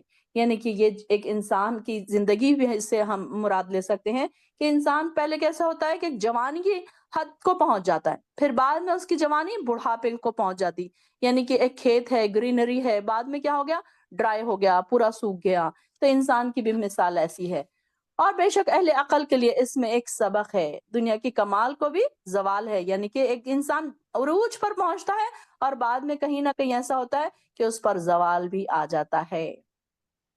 بھلا جس شخص کا سینہ اللہ تعالیٰ نے اسلام کے لیے کھول دیا ہو اور وہ اپنے پروردگار کی طرف سے ایک روشنی پر ہو، افمن شرح اللہ صدرہ، اللہ تعالیٰ ہمارا بھی سینہ اسلام کے لیے کھول دے۔ رب اشرح لی صدری ویسر لی امری، وہ دعا پڑھتے ہیں نا ہم، اور ایک روشنی پر ہو، اس شخص کی طرح ہو سکتا ہے کہ کوئی سبق نہیں لیتا، لہٰذا ان لوگوں کے لیے ہلاکت ہے جن کے دل اللہ کے ذکر سے اور سخت ہو جاتے ہیں۔ اللہ اکبر، کئی لوگ ایسے ہوتے ہیں کہ ہم انہیں کتنا بھی بلاؤ دین کی طرف، کتنا بھی بلاؤ وہ آتے ہی نہیں ہے، سخت ہے نا ان کے دل۔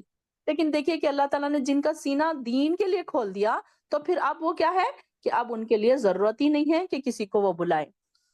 اللہ تعالیٰ نے بہترین کلام نازل کیا، جو ایسی کتاب جس کے مضامین ملتے جلتے اور بار بار دہرائے جاتے ہیں۔ ہم دیکھ رہے ہیں نا کہ بار بار دہرائے جا رہے ہیں مضامین، بالکل ہم دیکھ رہے ہیں کہ تقوی کا بار بار ذکر ہو رہا ہے، صبر کا بار بار ذکر ہو رہا ہے، ایمان کا بار بار ذکر ہو رہا ہے، عمل صالح کا بار بار ذکر ہو رہا ہے۔ یہ ملتے جلتے اور بار بار دہرائے جانے والے مضامین ہیں جن سے ان لوگوں کے رونگٹے کھڑے ہو جاتے ہیں۔ کیا آپ کے ساتھ ہوتا ہے ایسا جب آپ اکیلے میں قرآن پڑھتے ہیں؟ رونگٹے کھڑے ہوتے ہیں، گوز بمس آتے ہیں آپ کو؟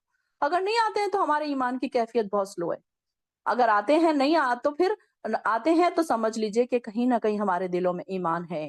ہمیں اکیلے میں جب ہم قرآن پڑھتے ہیں اس کو ہم اپنے آپ کو چیک اپ کریں، جب ہم اکیلے میں عبادت کرتے ہیں، جب آپ اکیلے میں نماز پڑھتے ہیں، جب آپ اکیلے میں قرآن پڑھتے ہیں تو آپ کی کیا کیفیت ہوتی ہے؟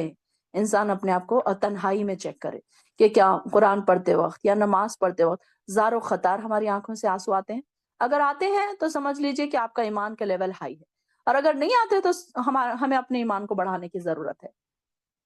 اور جو اپنے پروردگار سے ڈرتے ہیں پھر ان کی جلدیں اور ان کے دل نرم ہو کر اللہ کے ذکر کی طرف راغب ہو جاتے ہیں۔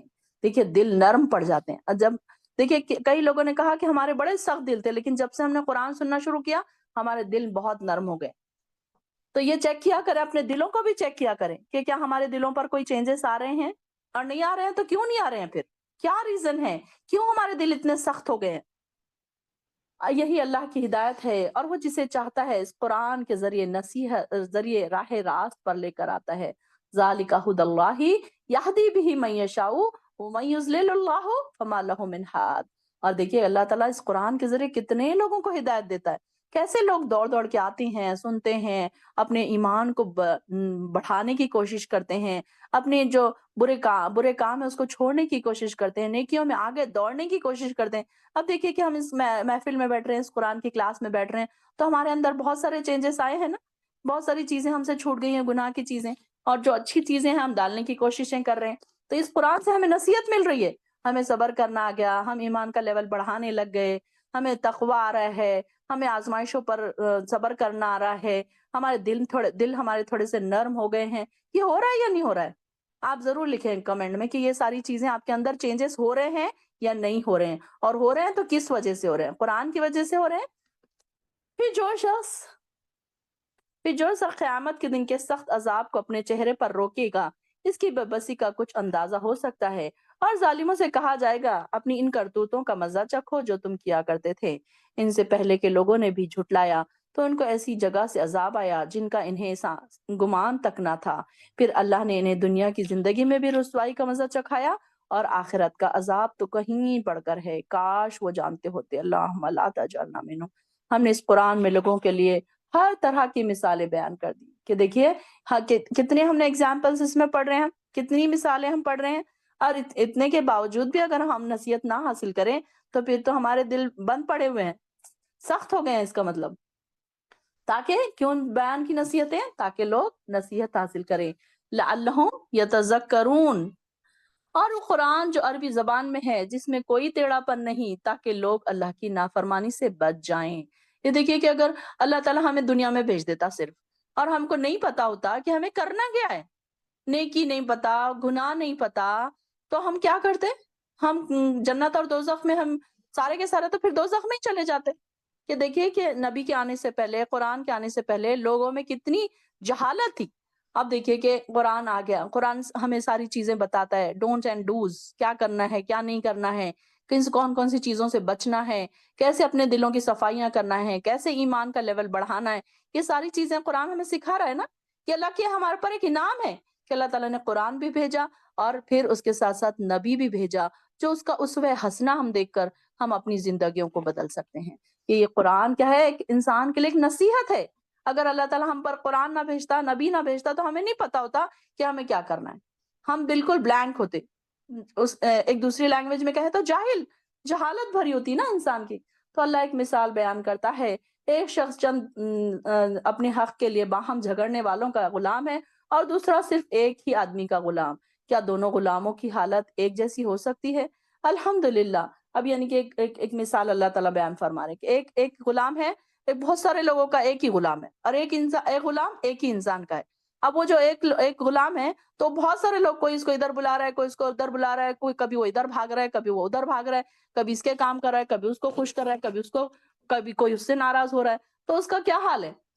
तो ये एक अगर वो सिर्फ़ एक ही का गुलाम है, तो सिर्फ़ उसी की बात आसानी से वो मान सकता है ना। तो यहाँ पर भी अल्लाह ताला शिर्क की मिसाल बयान कर रहे हैं कि अगर बहुत सारे लोगों की तुम बात मानोगे, तो फिर क्या होगा कि तुम एक को भी खुश नहीं रख सकोगे। लेकिन अक्सर लोग ये बात नहीं जानते। बेशक आपको मरना है और ये भी मरने वाले हैं। इन्नका मय्यितुन व इन्नहुम मय्यितून। हमेशा ये बात अगर इंसान मौत को याद रखे, तो उससे गुनाह बहुत कम सरज़द होते हैं। फिर क़यामत के दिन तुम अपने परवरदिगार के यहाँ अपना मुकद्दमा पेश करोगे। यहाँ पर पारा नंबर 23 खत्म हो रहा है। व आखिरु दावाना अनिल हम्दुलिल्लाहि रब्बिल आलमीन।